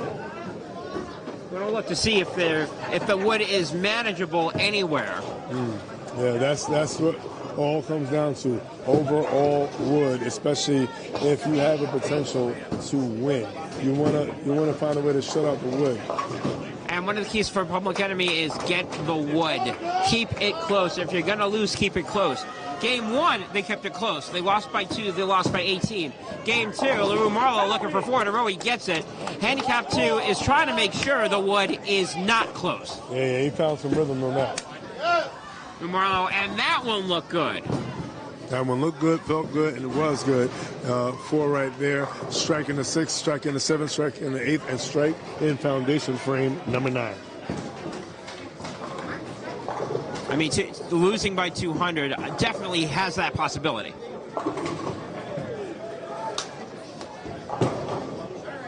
Speaking of 9, we have the 9th frame. 9th frame. 2 Mike hands. Mike Josh. We already saw somebody earlier on, and you can watch it on YouTube. We already saw somebody shoot a 300. Will we see somebody else? Here's a shot from Ross right here. That ball's going to have to hurry up. It does not. Oh, and good one from Mike. Great that ball run. eked out too far. It didn't hurry back in. 210.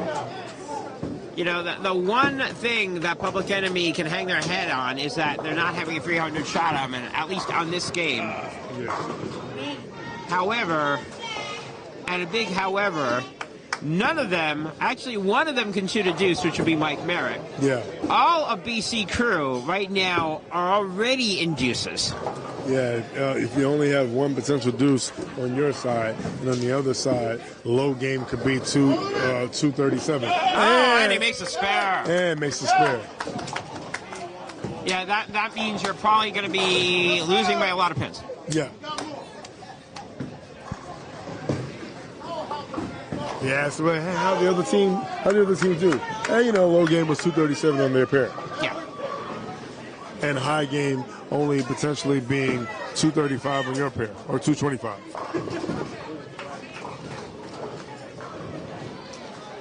So going into 10th frame, BC up by many, and the question becomes, how big is the wood's going to be? Because again, no wood lead is too safe. I cannot stress this enough, because we already saw somebody lose a 160-pin lead in one game. Yes, we did. In one game. One game. So it is very possible. However, they need strikes. Yeah, they need. That ball looked good. It was not. Yeah. And Mike May now has a chance, if he goes out the door, to have a BC crew up by 190. Yeah, they're hitting the pocket. They need to carry. They need to throw it better. And when they throw it better, they need better results. Mike May been getting better results. Getting better results. For 8 frames in a row, much better results. Let's see, we have 1, 2, Public Enemy. 1, 2, 3, 4, 5, 6, 7, 8, 9, 10, 11, 12 strikes. And there's another great result. 1, 2, and BC crew. 1, 2, 3, 4, 5, 6, 7, 8, 9, 10, 11, 12, 13, 14, 15, 16, 17, 18, 19, 20, 21, 22, 23. BC crew almost double the number of strikes that Public Enemy has. Yes. Usually you win. When you do that. Yeah, usually. Usually you win. Yeah, I don't see many situations when you don't. And BC, although being born champions, right now can stand for best carry because they are better carry.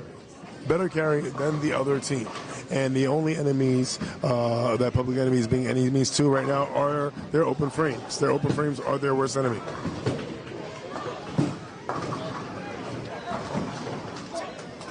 They need to really show up and show up in a major way going into Game 3. Massively. You know you lost this game. Search for something that looks good. Maybe go with the rule of KISS. Keep it simple. Hit the pocket. Hope for carry. Hope for a different result. May's going to finish with somewhere in the 230s.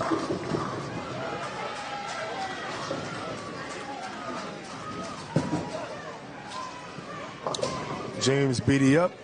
Let's see if he finishes on a high note. Hopefully something that gives him a little more hope going into Game 3. Let's see if he likes this shot, and let's see if he can keep it going. He tries a little line experiment. That may not be what he wants to go with. Hopefully he finds an adjustment. I'm not sure if there's anything right now that he wants to go with. Yeah, 178 finish for James Beatty Jr. and Mike May with 237. Again, Public Enemy looked really, really good. I know that they're not looking great now. They looked really good in the first round for them to get here.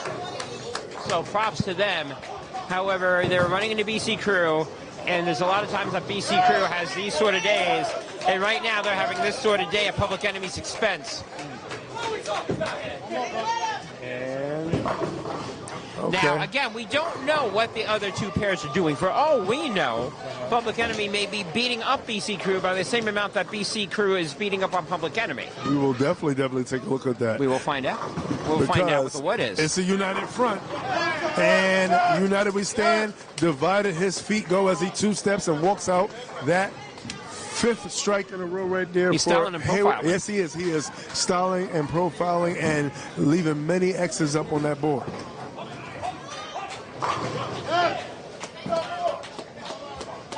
Just like his outfits, all of those strikes pretty much matched as it looks like on that board. LaRue Marlowe right now, representing BC Crew, looking to finish with back 7. Andre Watkins will finish in the 150s. Now, by the way, both bowlers, and again, contrast to styles here, both bowlers combined 120 pins under average, the first 2 bowlers. That's not how you win games. No, it's not. And looking comfortable is all of handicap pair number 2.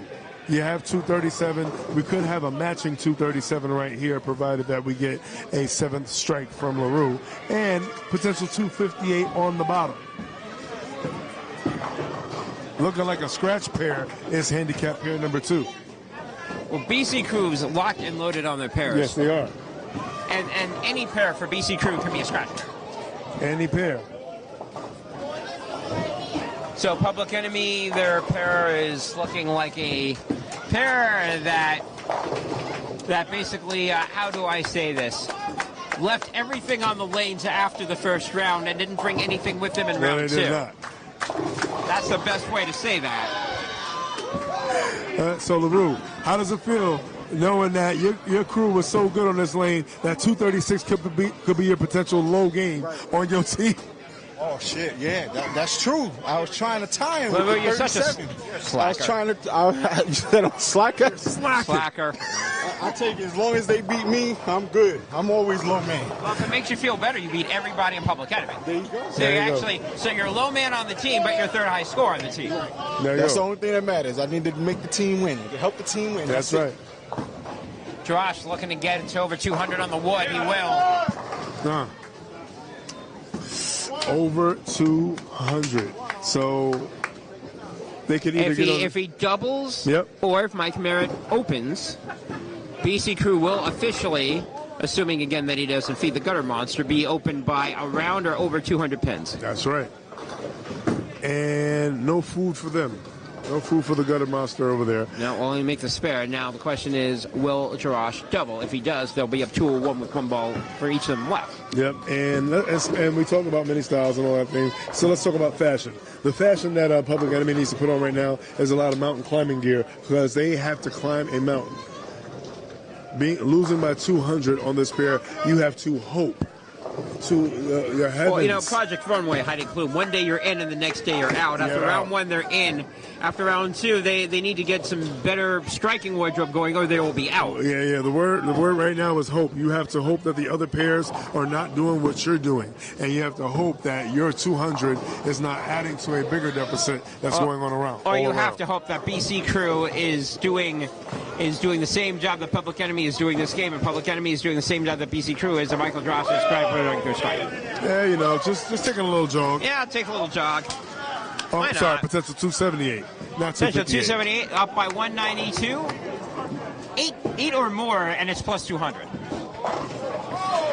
If you in the UBA, if you do not show up to bowl, you will get flattened like a steamroller. Mm-hmm. 4-letter F word, flat. Yes, which will let other people say other 4-letter words like phooey or and funk, frog or funk. Funk. Uptown. Fucktown. Fucktown. Funk you up. Funk you up. And that's exactly what happened in Public Enemy this game. BC Crew will win by 102 pins. 202. This game, and now we're going to bounce over for a little bit. I'll let you have a little interview. I want to go see what the win carnage is for the other two pairs. Hey, Mike. And then we'll know what the magic number is going to be for game 3. Shout out to the two-handers, right? Shout out. Fuck two-handers. Yes. Forget two-handers. That's right. Yeah. So right here, let's talk about it. 236, low game on your pair for BC Crew. It seems like all of y'all are moving on one accord. Y'all figuring something out. So what do you see out there? And you think you're going to see the same thing for game 3? Oh, it's good. It's going to be a massacre, this one. Oh, really? Yes. There's no way. There's no way we lose this pair. No way we lose this pair now. I mean, everything is certain until it's not. But, you know, as long as you feel good about it, we'll see what you feel. All right, let's keep it going. Champion. Hey, Big. Is that Big Red? Yes, sir. What up, Big Red? Yeah, so repping the crew. So no longer a part of a tribe, but you're still part of a crew. It's good to see you here, former welterweight champ, Big Red. How you feel about BC right now? Two-time doubles champion. Oh, 2-time. Yeah. We about to bring that 3rd time. It's coming soon. All right, and what do we see coming soon here in game 3? Dominance, man. We only been heating up, man. Game 3 is game time. Oh, spoken like a true champion, yo. Champion. No.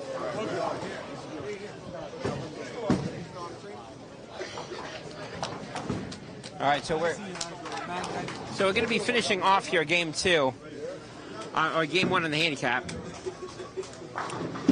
Game 2 on handicap 1, I should say. Yeah. And Public Enemy will get on the board. They will win the middle handicap pair. They will win the scratch pair. So Public Enemy is on the board. They have 4 points. BC Crew is at 8. We're going to see what the quantage is in terms of the wood. Obviously, it's going to be BC by many. We're going to figure out what the exact number of many is. Yes.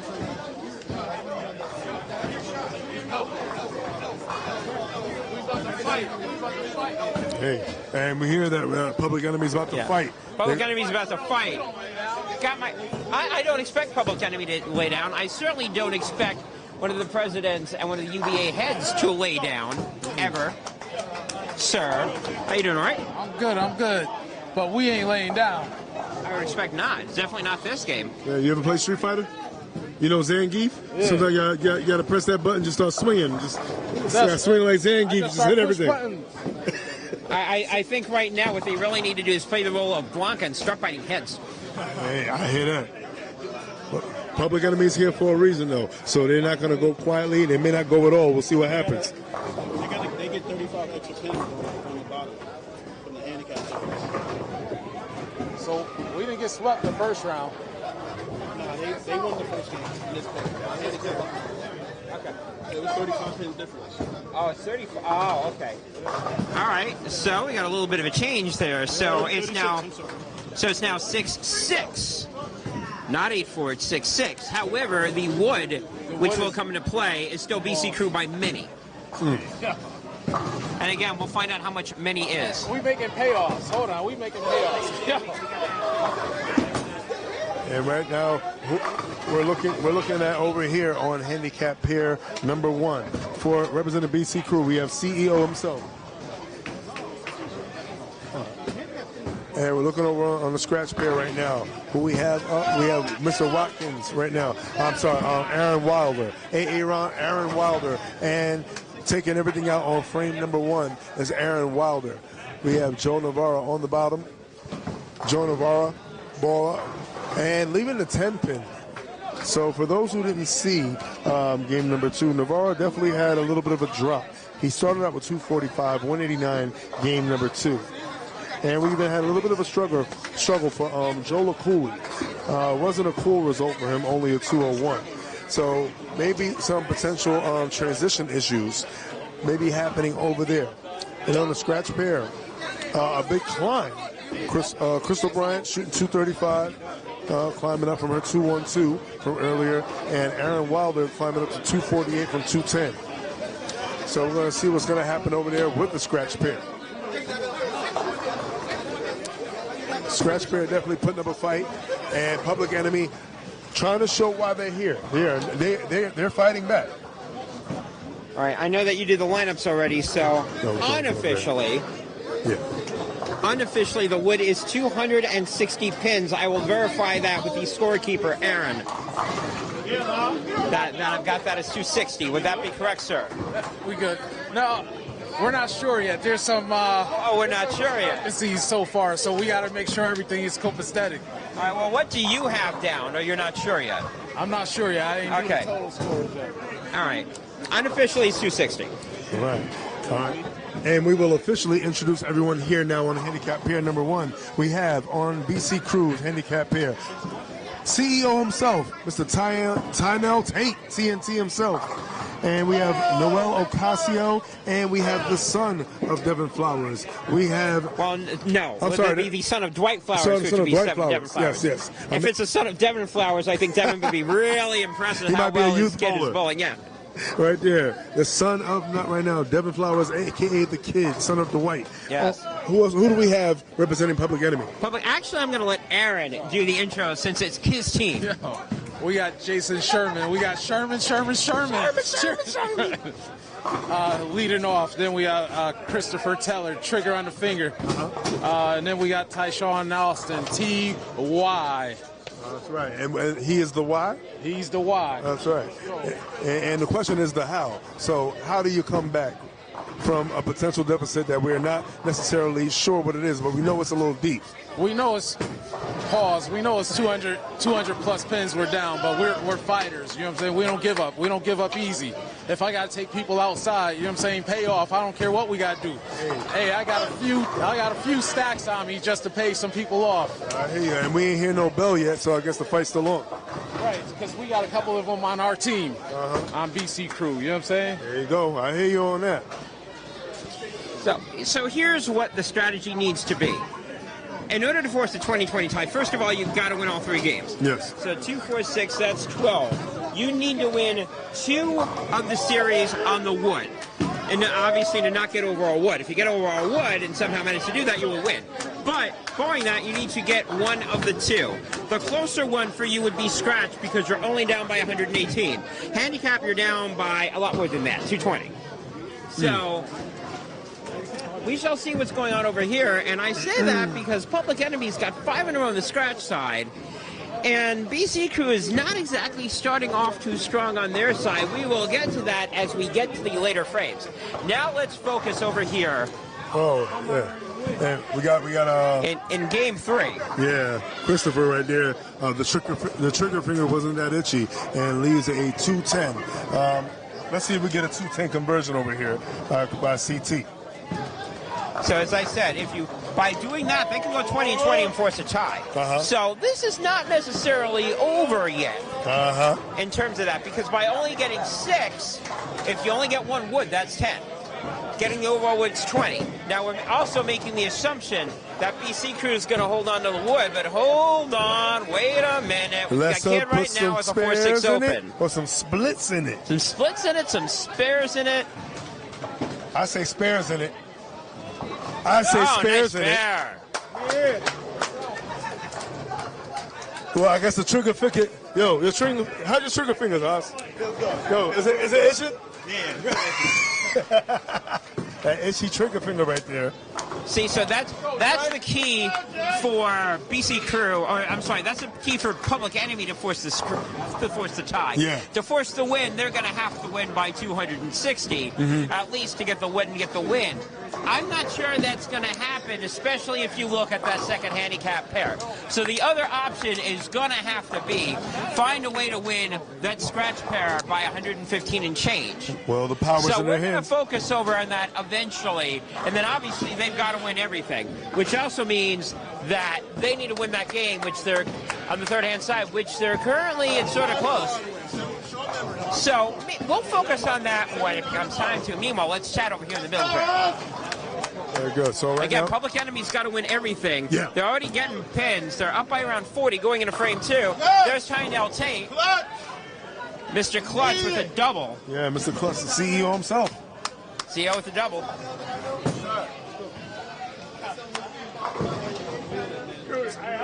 So right now, you're going to see a lot of different things. So who do we see right now up? We have on... So we have BC Crew, Tyndale Tate, Noel Gassio.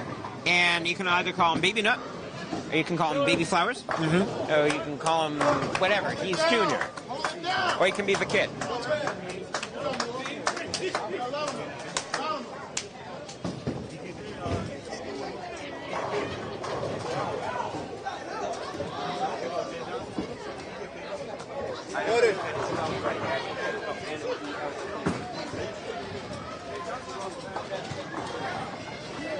All right. Go, Jay. Okay. We got a Casio up.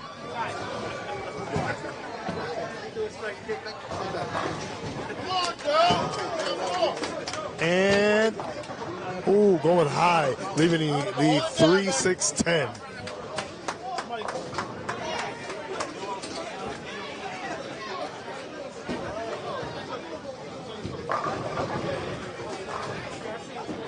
All right. Noel Casio. Initials NO, and unfortunately, that's no for a strike. You're doing a little. And we're going to see right now what's going to go on with Mr. Taylor over here, CT, with the trigger finger. Let's see if the trigger finger is itching. Going up and takes everything out. Oh, Definitely itching. His finger definitely itching. You know what I'm saying? That's right. That shot was tailor-made right there. Well, tailor-made. That's his last name. You already know. And this right here is definitely a makeable spare, but all makeable spares have a missable component. Let's see if all those components come together for a spare. A little high, and that's exactly what we're talking about. That's how we're going to get back in the game. I paid her off. Yeah, and see, you did say you had some stacks on you.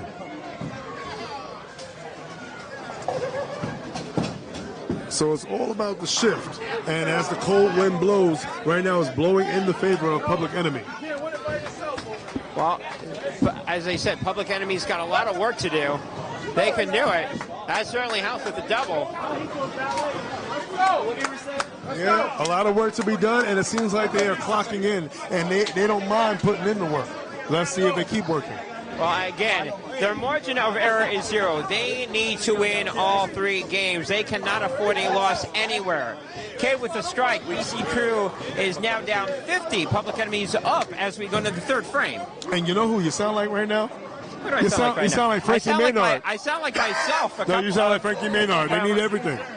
Well, they need everything, except that sort of worked against them because they got everything, if you remember, in the first game. Yeah. So can Public Enemy do what Lights Out did round 1? That is the question. Mm-hmm. Well, you know what? When you hit if snooze, they get everything, and they could theoretically force a tie, which would be a 1-game roll-off, which would be crazy, but it would be fun. And what did I say? 30 will not be had today in this match. Well, we shall see. We shall see. I have 10 toes, and they're all down on what I said. I'm standing on business. And speaking of business, we got the CEO up. And he's standing on business, but unfortunately, the 9 pin is standing on business as well. CEO is up. Meanwhile, Jason Sherman up for Public Enemy. Name that tunes. Oh, we're looking for good tunes. We're going to see what the tunes play. Let's see Big Mom play tunes. Sherman, and Shirley at here's 5 some pin. tune. We have a situation. Yes, that's the tune. That's some tune. We have a situation. Uh-oh. And powder rise in your eyes, but you gotta just hope it don't happen. Powder gets in your eyes. And a BC Crew spare ball has been thrown on the left lane, and it shows that it works well. It must be drove very well. So let me ask Darren something. If he misses a 5-pin, will there be a powder party in the parking lot later? Yes. Oh, no. It'll be a J&J party. Yes. Oh, that ball better hook. Woo! Ball hooks. No reason that 5-pin. Got a spare. That's right. When Google Maps worked on that one. There you go. Strike by Sherman. Chris Taylor up. He's looking to double. If we have some more strikes, that would be 5. The worst that they can do is go 5-4 and be up 10. Possibly up more if we get a pair of strikes. Noel Ocasio right now. That ball looks good. And it's light, and we got a 6-10. Yeah, now, can Public Enemy take advantage of that? Here comes Chris Taylor. Yeah, the roll looked very good, but obviously missed inside, missed the target inside. And what we're having right now is a potential situation. Christopher Taylor hears some of the city morgue chatter and wisely realizes there's no shot clock on it. Steps back, regains the composure. If you're going to be a shooter with a trigger finger, you got to make sure your finger is steady. And let's see if he lines up and hits the target.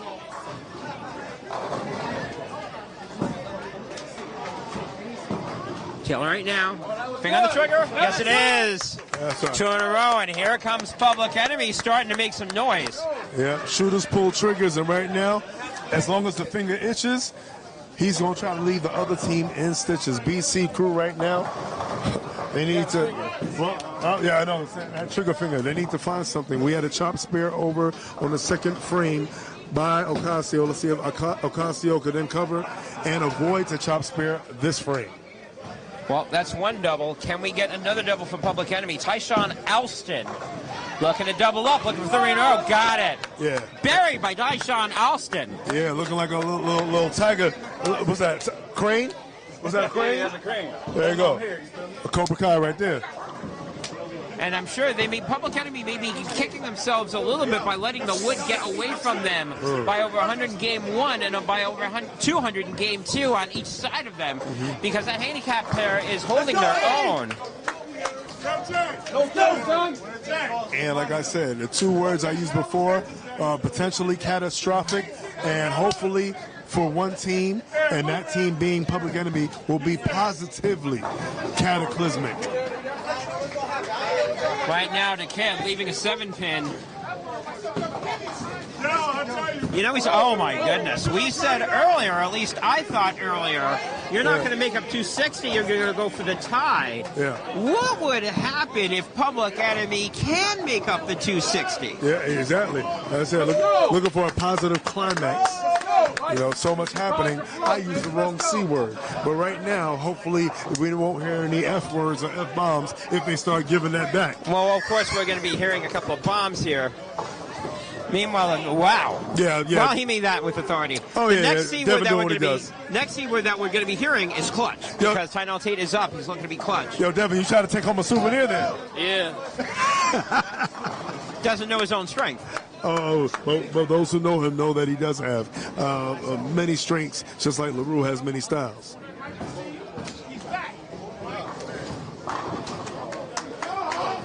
But let's see if we can get some clutch style going right here as Mr. CEO himself, Tynell Tate, up. Lane 4, looking to get more than 9, but he gets less than 9. He gets a baby right there. Well, you're gonna if you're BC Crew, you got to start striking, and the strikes are happening, but the strikes are happening on Public Enemy's side of the board. And all of a sudden, that 260 whatever that Aaron's not sure of, that may be important. We may need to get an official number on that. The way that this is going, because all of a sudden that one could be a little bit on the dicey side. Tunes is looking to pick up, does not 10-pin. And see, what I would have did, being that I saw a split What would you there, have did? I would have definitely took my time, made him wait, have somebody take the pin out, because you don't want any kind of mistakes, any kind of unforced error. The unforced error would be the ball making some kind of contact with the pin in the gutter, and then the spear being not counting at all. Oh, looks like he's got it. And he does not. So he misses both pins, pin in the gutter and he the can't pin put on the the ball in lane. the gutter in there. And now I'm wondering if that pin in the gutter may have affected the way that he threw the ball. I don't know. Brother. We're wondering if maybe you should have removed that pin out of the gutter before you threw that spare ball. I was looking so far down, I didn't think about it.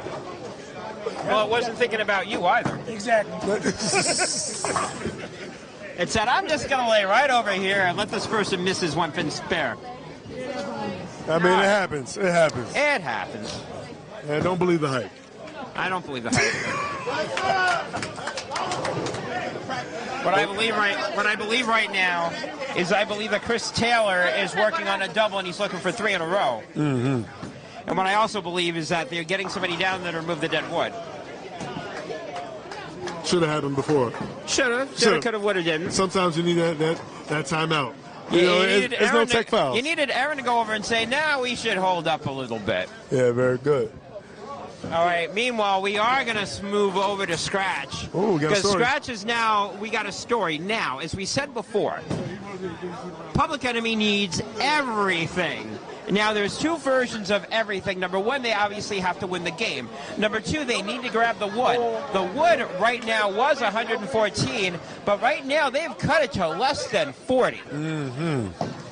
Now it becomes interesting. And in addition to that, we happen to have 2 bowlers who, while they were sleeping when we were covering them, now all of a sudden both of them have the front 5. Yeah. That would be Aaron Wilder in the middle spot and Michael Florentino in the anchor, just in case anybody was familiar. That's right. Stay woke. And we are going to stay focused on now we're switching back over handicap to handicap. pair, number 1. But we'll chat about the scratch if it becomes interesting. Yeah.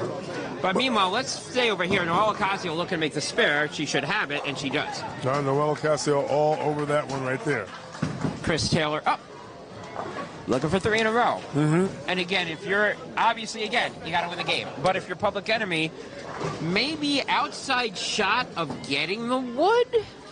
I mean, they have the wood already here. If they win the game, they'll win the wood. But maybe an outside shot of getting the wood somewhere else, forcing the tie. Yep. Now that I have just said that, Wilder has left an 8-pin. Hey, there's that 8-pin again. Actually, no, I'm sorry, 4-pin. That's a 4. So that string is gone. Taylor right now looking to make a new string of his own with the strike. No, 7-pin. 10-pin up on the board. Yeah. So no witnesses should be left. There's a witness there. Sometimes you got to spin the block and take that witness out. Let's see if the man with the trigger finger on the back of his jersey can do just that. That being Christopher Taylor. Only they have the power to take their own spares out. Speaking of power, we got Devin Flowers up, the kid himself. Let's see if we make the pins do a little dance. And they're dancing. They're making love tonight. They all got down. There you go. Fireworks. As Let me get the whole thing. Taylor looking to make the spare. He does. All right, all over that spare was Chris Taylor. Tyshawn Alston. If he gets 4 in a row here, they'll be even on marks.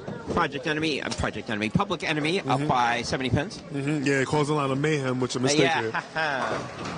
And right now we have Public the Enemy Y. looking to cause some mayhem. Yeah, let's see if the Y can show us the way. And he's looking like the How. Oh, he liked it. But how did he leave that? How did he leave that? By going a little too high. The Y was high on that one. Literally. Yeah. Probably high. Not in a good way. Well, it could be a great way, depending on how you look at it. It's all about angles, and that was a high angle hit, and that's why he left the 4 pin, but he left it, and he takes it out. All right, going to the 5th frame. Public Enemy up by around 60. Let's see what Tunes is going to do. Tunes, well, he should have taken out the dead wood in the gutter. He drove by the dead wood and the live wood. Let's see if he can take out all pins on the first shot. You only miss the pins if he could. Yeah, hey, you only miss the pins that you leave. Let's see if he leaves nothing off after the first shot. Oh, no pin left behind. Ooh. No pin, no problem. Yeah. Come on, Crystal. Go. Go.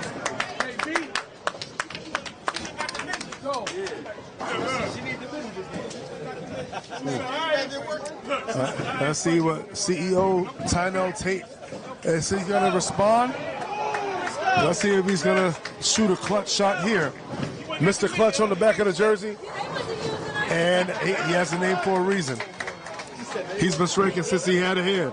The ironic part about this is that right now they're in a position where Mr. Clutch doesn't need to be clutch. That's sort of out of his hands at this point. What he needs is BC Crew to be clutch somewhere else, either on the scratch side or handicap side number 2. Yeah, he's going to have to. He needs some clutch pullers off BC. Yeah, BC right now, again, in order for them to get the game or the match, they need to hold on to wood in more than one of the trios.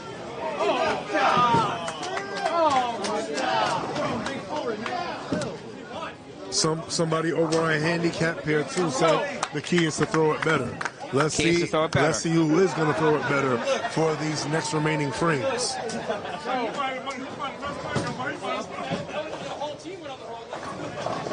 Chris Taylor's up, working on a spare. Both Taylor and Alston no longer on strike strings. They're now on spares. Let's go, Chris. And we get it. No, wiggle, 10 pin. Oh, it's wiggling. It's wiggling It's like right there. yellow. It's wiggling, but it's not going down. That's right.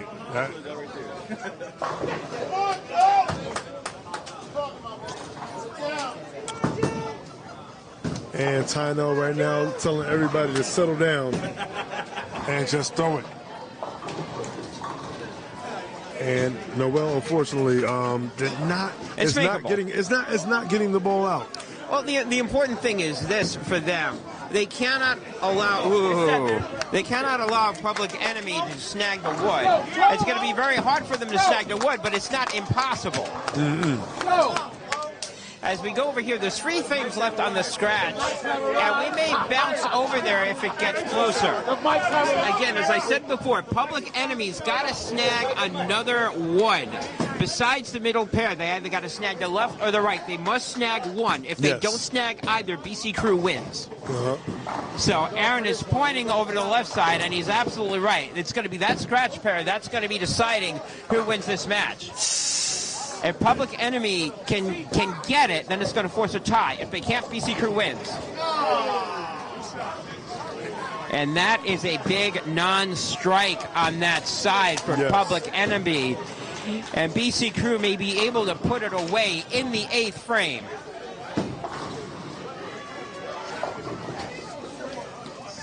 Let's see what happens right here. A must make. And made indeed it was. Big shot from Jeremy Molina. We're going to be bouncing back and forth here because I understand we're going to be focusing on the handicap game, game 3. However, and a big however, the scratch is going to determine who wins this one. Yeah, this is true. Let's see what the kid has to say about it right now, going into frame number 5. And here's the question. Can BC Crew live up to their moniker? There's a kid. He gets a strike. Big double over there. 6th frame over on the second side over for handicap 1. Public Enemy holding on to the game. And they need all... So there's 2 things Public Enemy needs. Number 1, they need all 3 games. Right now they have that. Number 2, they've got to get the wood in 2 of the 3 because they're not going to get the overall wood. And they're definitely not going to get it if Public Enemy keeps opening, which is what's happening on the right-hand side. So that means they've got to get it, and the only realistic one they have is going to be on the scratch side on the left. Even though that option is slowly closing, and Public Enemy cannot strike in the 8th frame. Yeah, they need to change the tune, and right there, Tunes going a little loony on that one, carrying everything on that 6th frame, has a double, and he needs to add to those doubles. And Tynell did not throw a double. So what do you think may be happening right there with CEO? CPO right now, if you're BC Crew, and you see what's going on in you see what's going on over here on BC Crew, what they really need to do is throw frames, get marks, seeing what's over here, realizing also in the back of their mind, if they can lock out the scratch, as long as they don't fork over 260 pins in total wood approximately, they're going to win. So they cannot afford to fall apart. No, you cannot. El Cheapo, as you would say. El Cheapo, absolutely. Again, Public Enemy needs everything, and again, we've said everything. And speaking of everything, you know, there's people on certain pairs that are throwing everything in every frame. They have to at this point. But you're right. Margin of error is 0. Yes. So now, can Public Enemy hold on to what they currently have? That is the question. Big shot over there by Taylor. Yeah, that was a big shot, a big error, but a big result on that. Made a good surface change, but just maybe either squeezed it or didn't trust the surface on the first shot. Needs to get a little loose because you don't always get good results on bad shots like that. But thankfully for his team and himself, he definitely got what he needed. No, Lacazette looking for strike. She does. Yeah. And again, it's important for BC Crew. We're not saying this isn't important. BC Crew still has to get marks. If they fall apart, they can have some troubles. Yeah, Noel definitely got what they needed there. And the why is wondering why he threw it so high on that one. And hopefully he can carry that. I think he was begging on that. Yeah, exactly. Yeah. Well, beggars can't be choosers, but beggars need to choose to make their spares. Well, again, eyeballing the scratch side. And let's see if the kid is the GOAT on this frame. 3 in a row will be a good feeling right now. And no. 7 pin stands up and fights, and that's got to hurry up. Oh, my goodness. I saw that. Well, it can't be doing that. I mean, this pair really, again, is a pair, I don't want to say it doesn't make a difference, because if they can get enough to carry over the wood, but you are correct. That is a scratch pair that right now is going to be focusing, because, again, overall wood. Yeah. Public Enemy's got to make up 68 pins in 2 frames. If they cannot, BC Crew's going to advance from a logistically real situation. Yes. Yeah. Public Enemy is doing everything that they need to do. What they also need is they need BC Crew to stop striking. Yeah, a lot of leather being thrown on right now. It's throwing all the way around. Feathers are flying, and pins are getting hit. But for the pins that's getting missed, it's not a good look for the team that's missing them. Let's see if we can get back on the strike train right here. Tynell up on lane number 15. And high flush, and he flushes all the pins back. Late 9-pin full. Nice strike from Tynell Tate.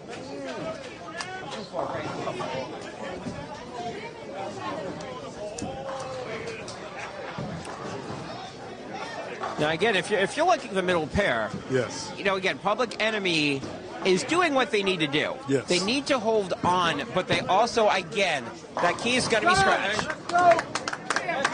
Big shot over there, and I'm going to ask Anthony in the 10th frame to slide it over on the scratch side, because that's going to be the key to the match. Yes. We're going to hang out here for a little bit more in the handicap, but once we get to the 10th frame, Yeah, that's really going to be ball game at this point. Yeah, we're definitely tuned in on all pairs, and Tunes is tuned in on 3 in a row right there, striking the 5th, striking the 6th, striking the 7th. Maybe that open that he had in the 4th frame woke him up, and he realized I can't miss anything if I take everything out on the first shot.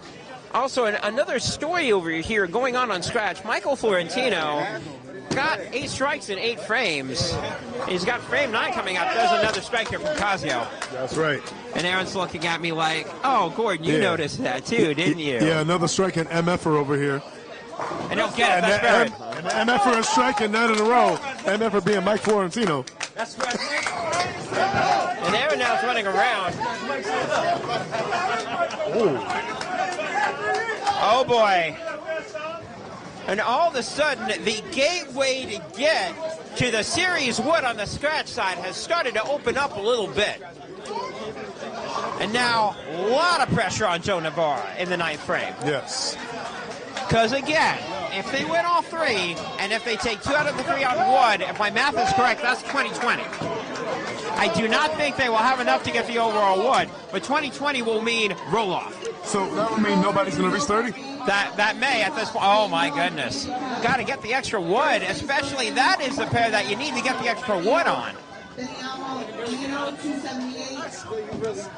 And we're back focused right now on the trigger finger. Let's see if the clip is in, locked and loaded. Cocks back, likes it, and trips out the 4-pin. Does Christopher Taylor. Tailor-made carry right there.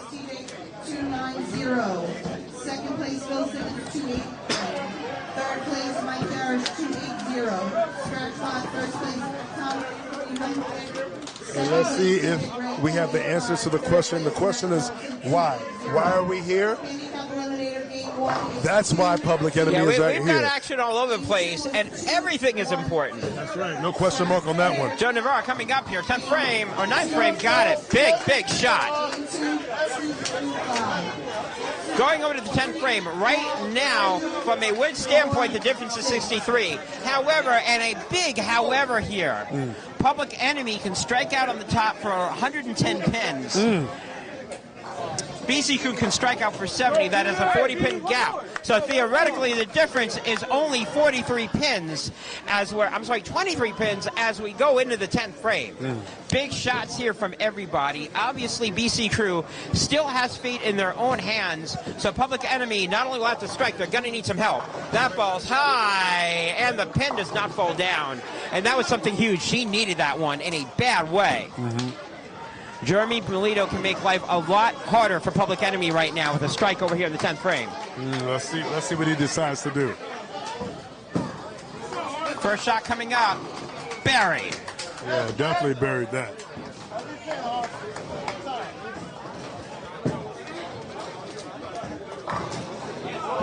Crystal up for the spare. That ball's got to get there, and all over that spare is KB herself, Special K, Crystal Bryant. You know, the ironic situation is that the 2 games that we saw that were blowouts, even though this is tight, the 2 games that we saw that were blowouts really describes this match. Exactly. It's one of the things in the UB that you can't afford to do. If you lose, you cannot afford to be blown out, and that's exactly what happened to Public Enemy both games that we saw. Yeah. And that's why right now they are playing catch-up instead of comfortably in this one. And, you know, I might as well be a weatherman because I somehow can predict when the storm and the tide is going to shift. I stood by what I said. I said that nobody's going to get past 30, and it's looking like that's going to happen here. That is correct, except you never predicted the winner. Ooh. Nope, I dare not. You did not. You dare not. Phil ball, that's what she needed the first shot. 224. Will they regret the extra 20 pins she did not get? We'll see. Melito here, a big shot for him. That could add another 10 pins or so to his total. And the lead got it. Yes. Big shot from Melito. Yes, big shot from Melito right now. Melito looking to finish with a 246. And LaCool, after Melito, will be next up and can only finish with a 292. Wilder, Aaron himself, Aaron. Well, what could he finish with? It looks like a 79. It does. Now, the other thing that I'm noting over here in the third, BC Crew just took the lead in that third game. And if they win that game, then it doesn't matter what goes on scratch. Obviously, we got to keep it on scratch because A, they need the wood, and B, someone's got the front nine. Big finish for Melito. Yep, Melito finishes out in the 10th. Only had one blemish, and that was in the 5th frame. And that was a 9 miss, so resulting in a 246. So provided he made that spare, what would his score would have been? Well, if he made the spare, obviously it would be a... you mean the second bullet? Yeah. Well, the blemish obviously could have been a try. No, I'm saying for Melito. Melito had one open. Yes! And that could have been... Well, if it could have been a 276 right there for the strike. Big strike. Over for the no-thumb assassin. Here's Joe LaCool, and he's been struggling. A strike here would really benefit their cause. Needs it. Doesn't get it. Doesn't get it. 247. However, and a big however here. Now focus also has got to go. Oh, what the heck was that? That was, oh my goodness.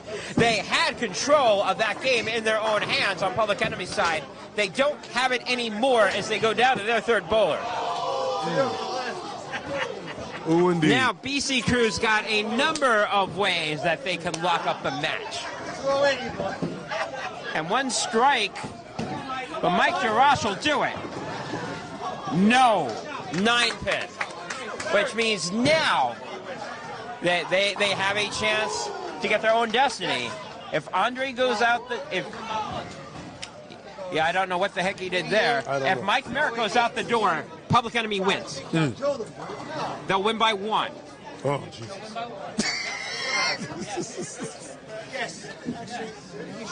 And all right, so strike coming up over here. Big shot over here. Gets it. And Wilder is still wilding out. Joe's really going to want to make that spare over here. Oh, my goodness, he doesn't. 20-pin game, and all of a sudden, Joe Navarra, who probably wasn't even looking, in this case, to be relevant, 21 pins. Aaron, boy. Shoot, Aaron Wilder right now, wilding out on the lanes. His initials are AW, and it looked like it could be a potential W for Public Enemy if they do what they need to do. Here's the situation. Navarra needs a first hit. If he gets the first hit, that locks out the wood. Game, set, and match. If he throws anything but a strike, and Florentino goes out for a tray, Public Enemy will win the wood over there. That's the one other wood that they will need. Interesting situation. Over here, there's Mike Merritt. Needs strikes everywhere for Public Enemy, and they must have them. Merritt, first shot. Got to be a strike here. Yes. There it is. Here we go. Got to finish out here with a strike, and he gets it. Big strike. You suck! Again, Navarre throws a strike. It is over. BC Crew advances. If he throws anything not a strike, Public and Florentino throws a 300, Public Enemy could potentially force a roll-off.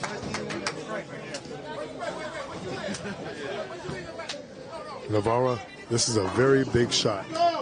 Big shots for everybody at this point. Big-time players make big-time shots. They don't come bigger than Navarro when it comes to making big shots. Let's see what happens here now in the 10th frame. Navarro, this is for game, set, match. Yes. Navarro hits the first one. That will lock up the wood. BC Crew, they don't mathematically advance yet, but, and a big but here, it just made life a lot harder for Public Enemy. And high drama here in East Haven, Connecticut. What's there is this. He can shoot a 300, but it will be no losing effort. The best they can do is 20-80 on the wood. The first shot from Navarro locked it. He needs 5 pins from Navarro, and BC Crew will lock up the wood on that side. And if BC Crew makes it past here, and it's looking more likely that it could happen, they were in a fight. They were in a fight. They were in a fight, but BC Crew is going to advance, and that's it. Unless BC Crew loses by around 160 in the middle pair, which won't happen, BC Crew will advance. 11 in a row. Meanwhile, Florentino 11 in a row. It's not often that it's the 300, 279, 224, and the team loses. Yeah, not often at all. But we have now seen it twice today because DHS's Nicholas Paradis shot a 300 and their team lost, and it looks like history may repeat itself here. Joe Navarro finishes out with a 290, and BC Crew needed almost every single bit of it. Yes, they did. Joe Navarro showing up when he needed it. And as you said, the weight of the world was on his shoulders. Wow. And it felt like a feather. But Mike Florentino and the rest of the scratch pair, it's for nothing 300. to be taken away from there. No.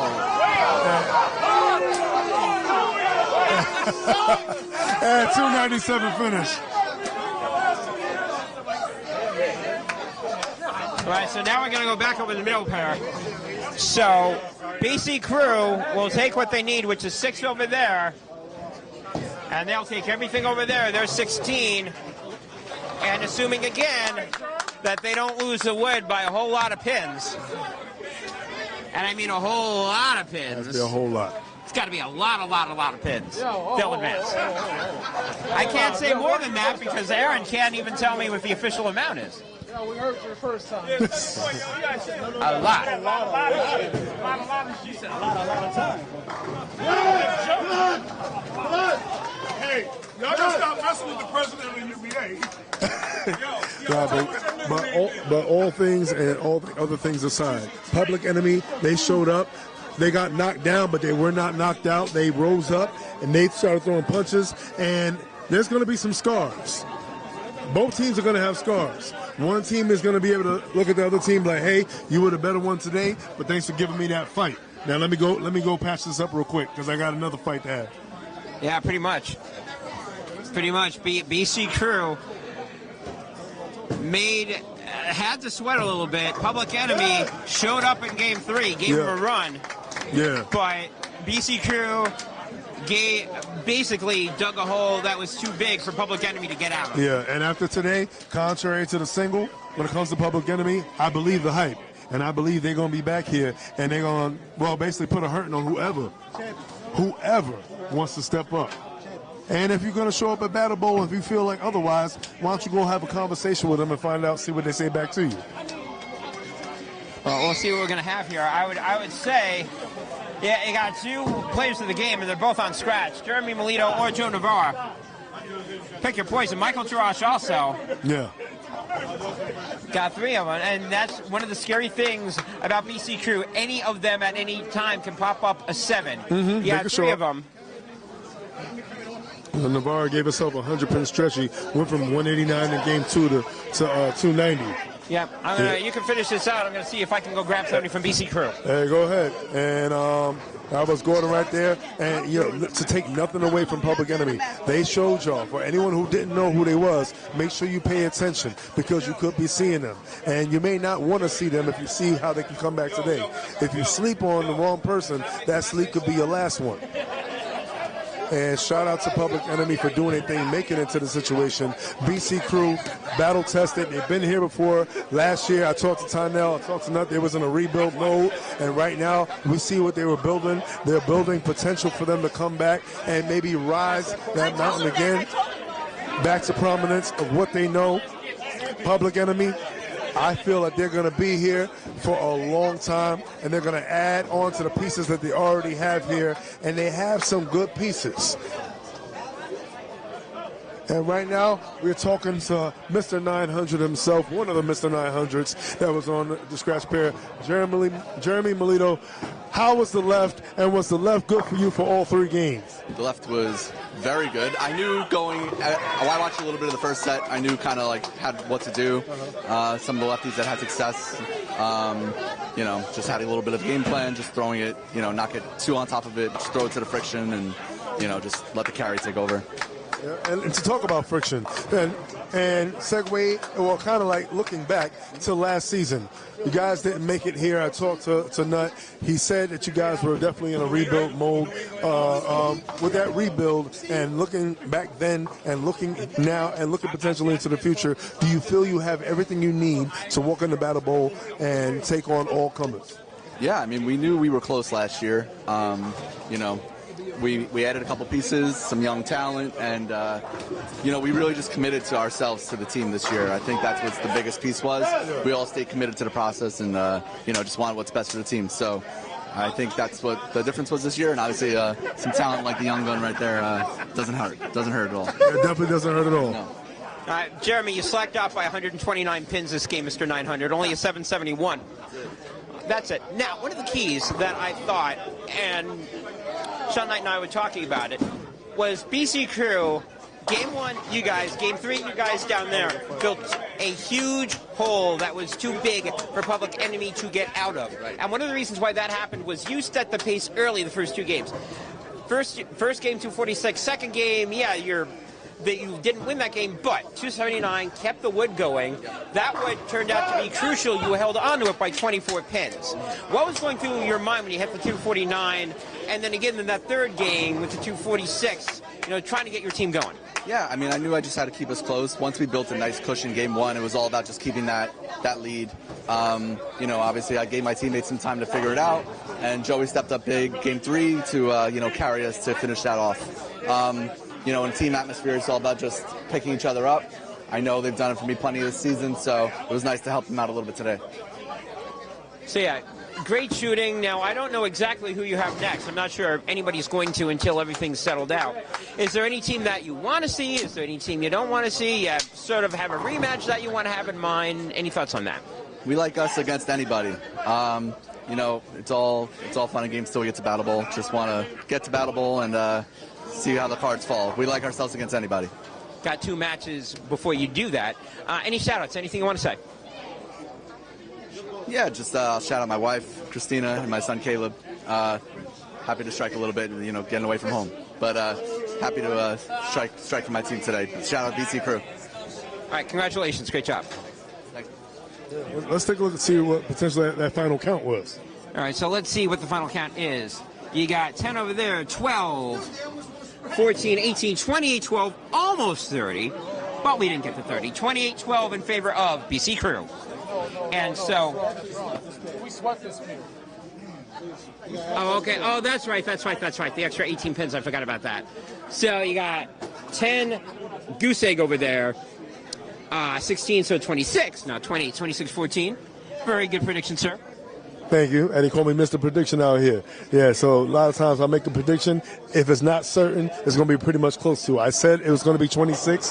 26 was the number. By the way, he didn't say BC Crew is going to win before you get all happy about that. I just said it was going to be 26. He didn't say BC Crew is going to win. Red's going to go, yeah. No. So, anyways, to wrap this one up, BC Crew wins. They advance. For Sean Knight, this is Gordon Pepper. We will see you tomorrow, or at least Sean Knight will. Well, you'll see me tomorrow also, I believe. Yep. Northeast Conference coming up. UBA all day. See ya. All day.